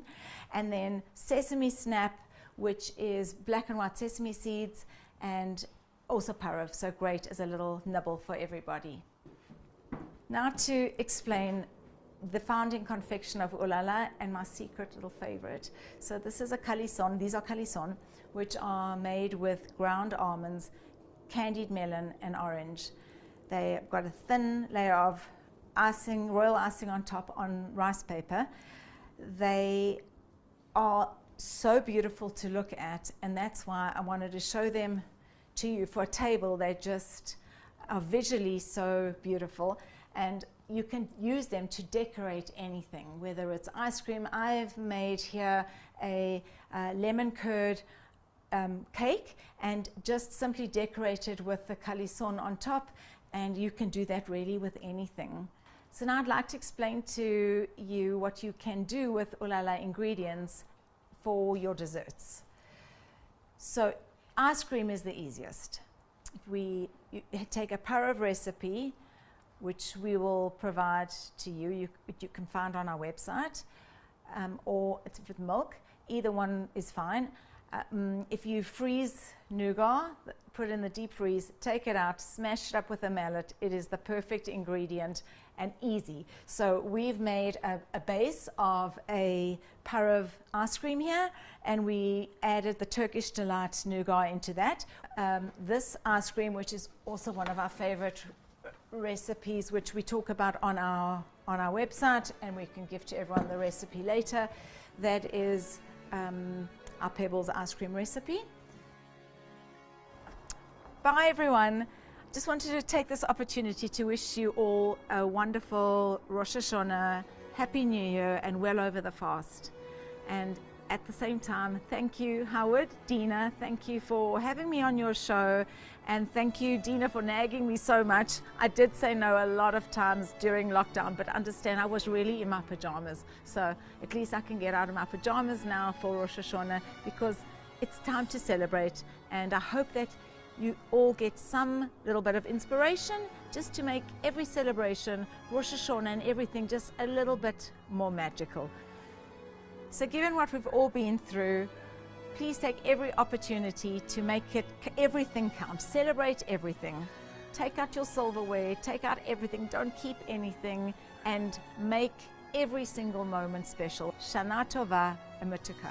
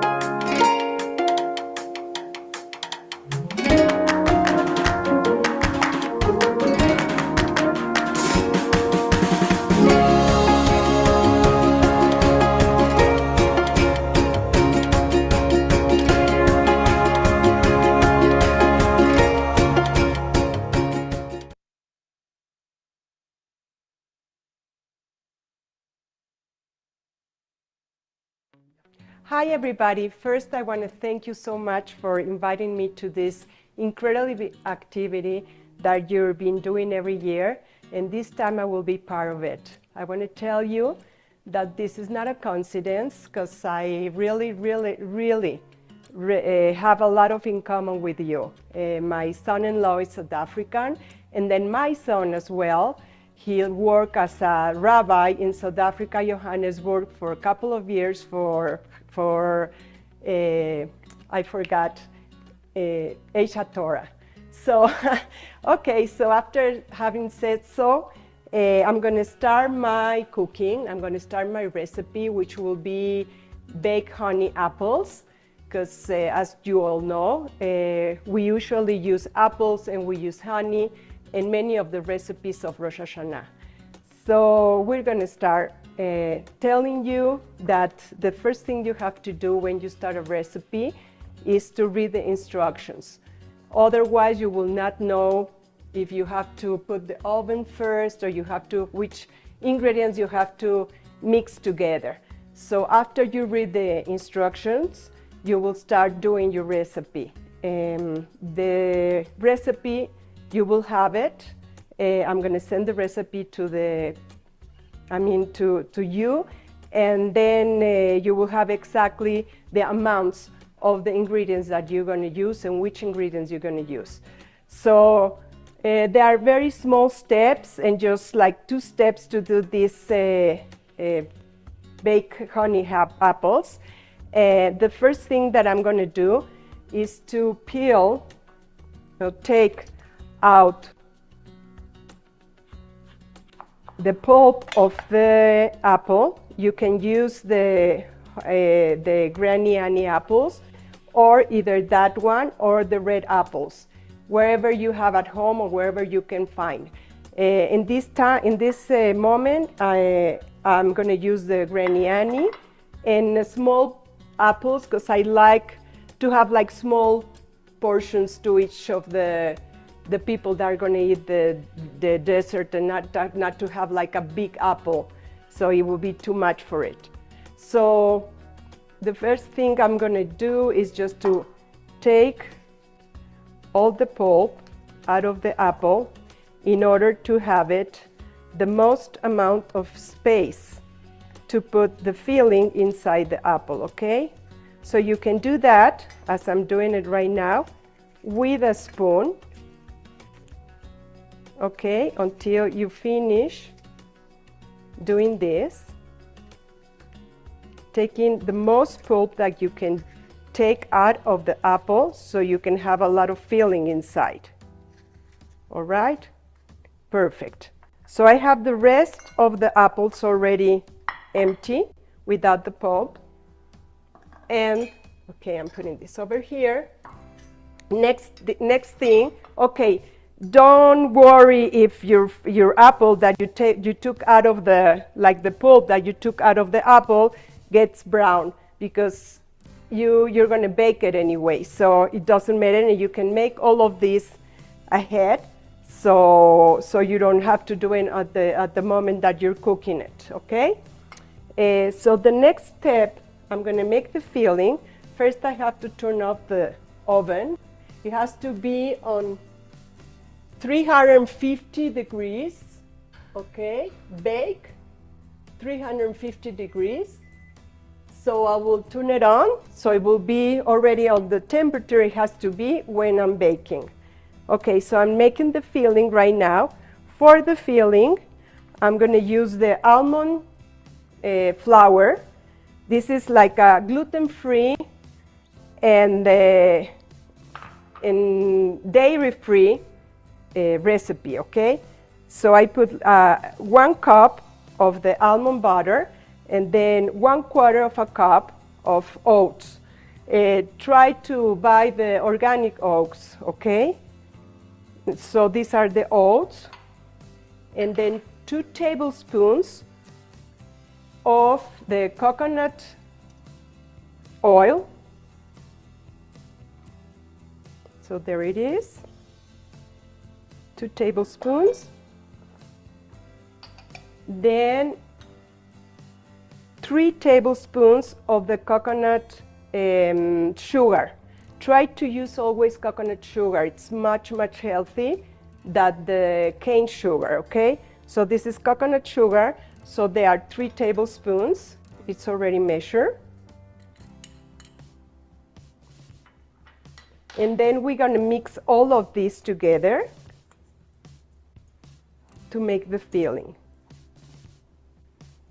After you mix it really good, you can do this on the food processor also, and it's much, much faster, okay? Here I have the apple, which I chopped the apple already over here, and I'm just going to put a cup of this pulp of the apple, which is chopped already, into this filling, okay? So it will be just 1 cup of this filling.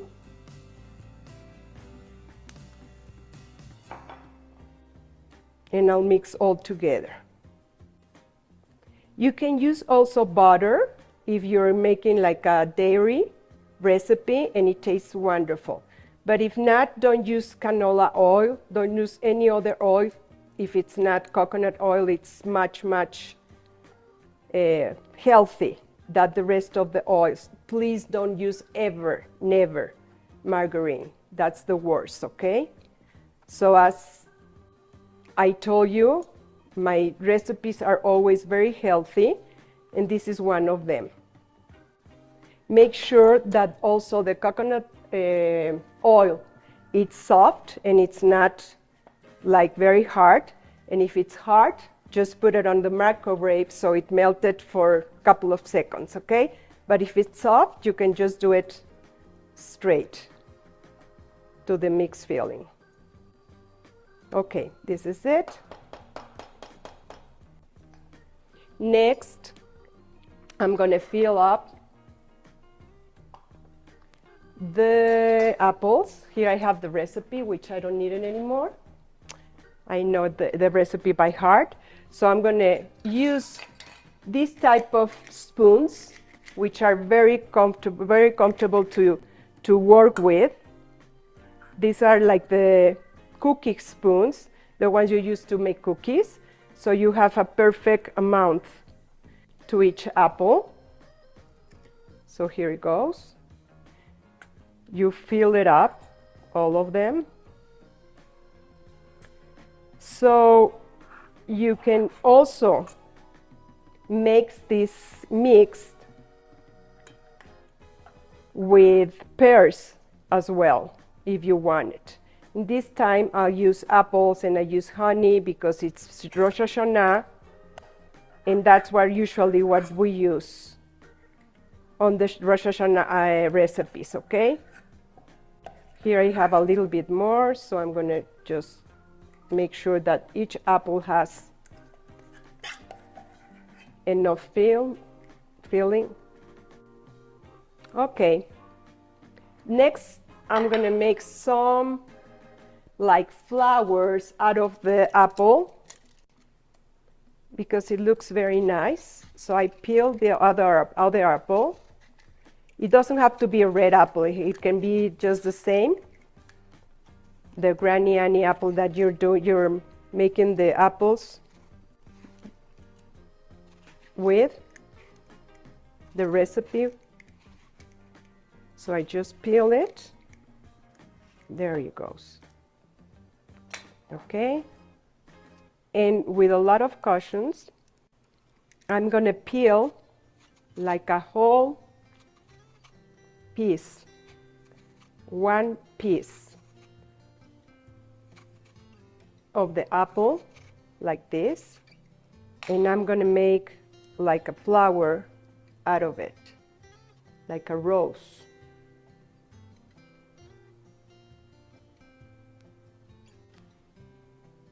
And I'm going to repeat the same to each one. Okay, I'll do it one more.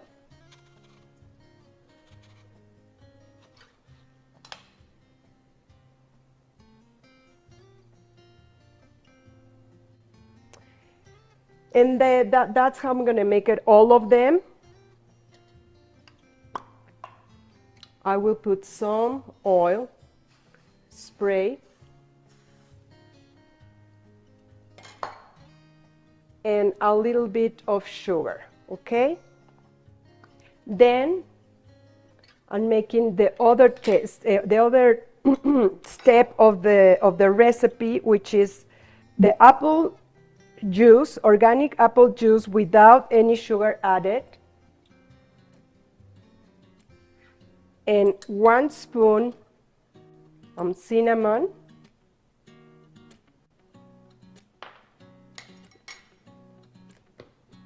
and 1/4 of a cup of honey. In order to not stick the honey into the spoon, I always put some oil spray into the spoon, the measuring spoon, or the measurement cup. So this is 1/4 of a cup.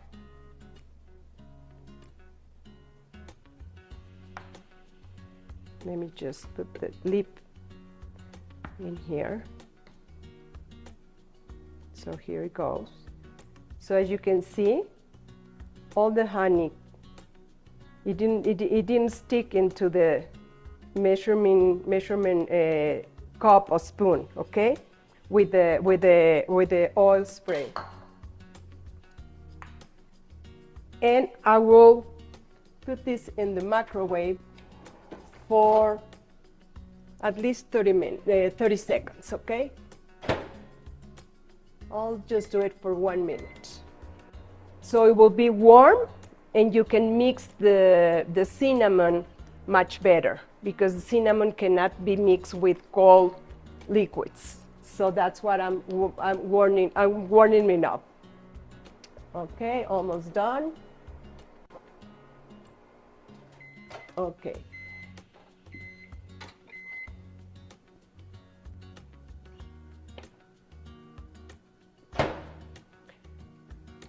I mix this all together. I don't know if you noticed that I put stainless steel bowl into the microwave, and in my classes always they go like, Becky, please don't do that, it's going to explode. What you cannot put into the microwave oven, is the aluminum, but stainless steel, you can just do it very safety without any problem. All right, as you can see, I have some leftovers of the pulp of the apple, so I'm going to just add it here.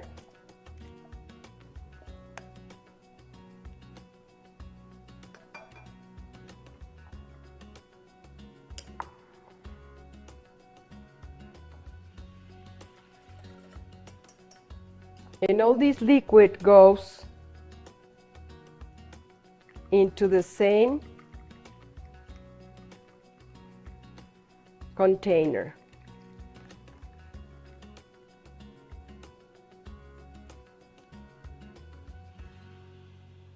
Okay, so I will just bake this .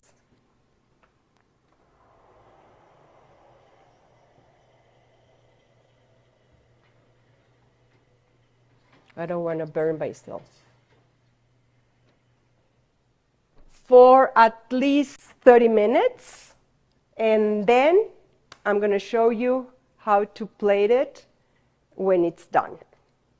Okay, so after 30 minutes of being baking, I took out the apples out of the oven.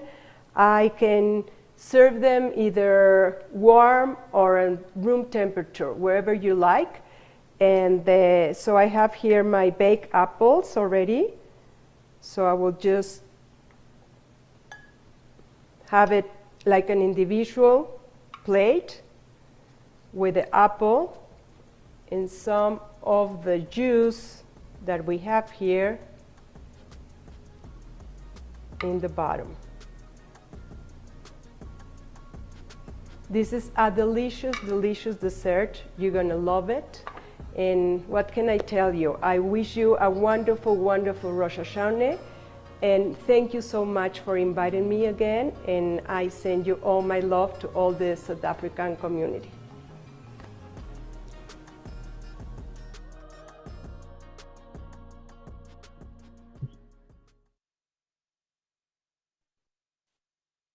Now, wow. Peter, I'm like officially starving from all of that. I mean, Sharon, a masterclass in anything. She's just so spectacular and also always willing to help. She's amazing. And I mean, Becky, as we say, came out of nowhere from Mexico. She's astonishing. I mean, I'm in awe of these women. They are phenomenal. I know. And Becky's known as the Mexican kosher healthy chef. So, I mean, you saw everything she was talking about. It was the coconut oil. It was, amazing. And it's such a great dessert. And I think people have forgotten about that kind of dessert, like seemingly simple, but using natural ingredients and delicious. So I know I actually am definitely going to be making that. I don't know when, but I'm going to be making that. But I think we've just been gifted with so many amazing chefs, and I mean, Karen taking us through her home, and she's obviously focused on the candles, which might be very good, guys. It's actually for churches because of the load shedding. So maybe we need to focus more on the candles to create.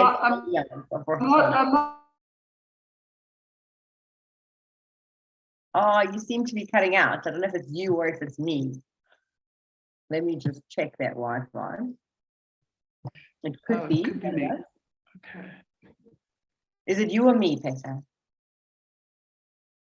Could be both of us. Could be me. Could be me. It could be both of us.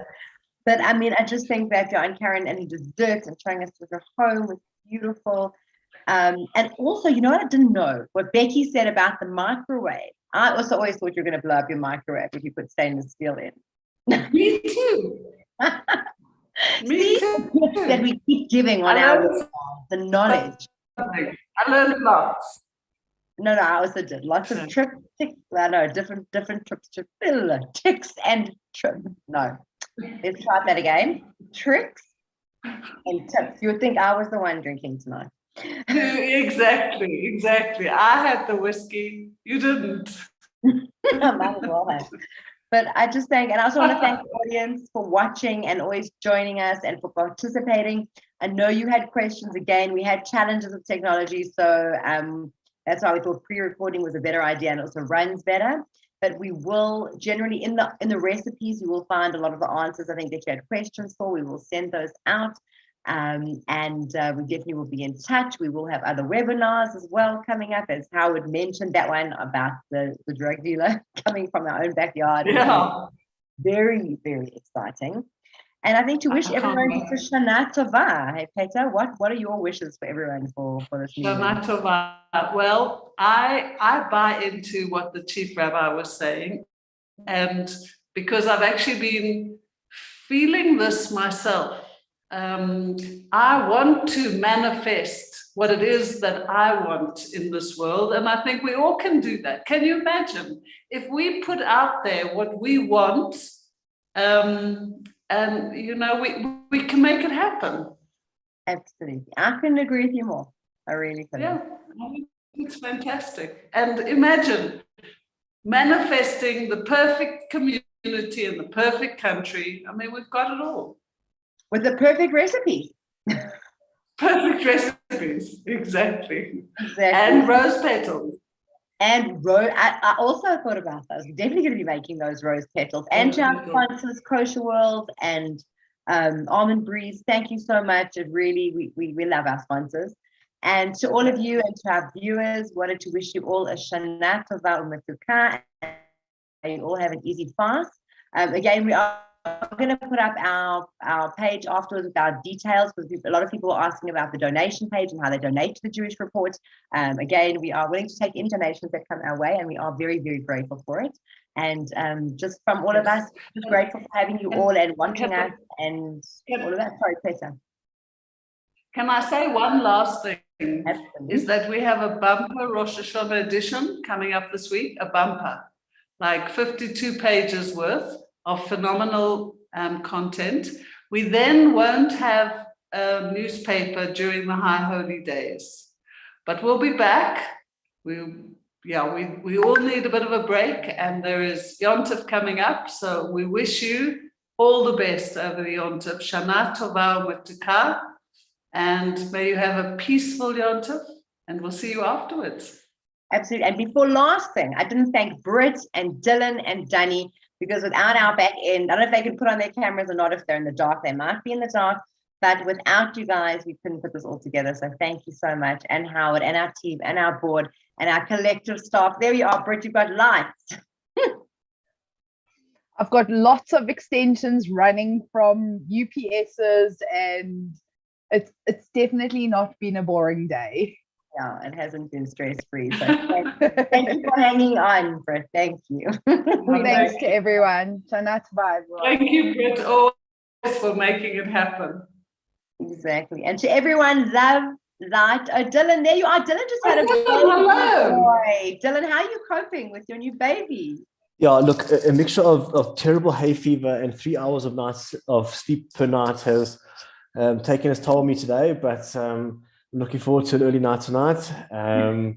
But it's been a great day. He's finally asleep, and as well as my 2-year-old. So it's been a fun and eventful evening. I thoroughly enjoyed the webinar. And I think I'm going to hit the kitchen after this.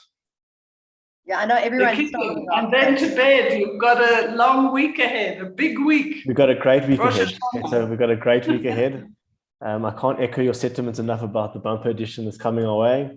And I'm excited, and it's going to make my Rosh Hashanah and the Yom Tov period really much more enjoyable with that great content we're going to read over it. So I'm very excited. Awesome. So thank you to our entire team. Thank you to our viewers, Shana Tova, and we'll see you all soon. Shana Tova. Take care. Have a good night. And Dylan also is going to put up the I'm going to put it right now. I'm just doing that right now.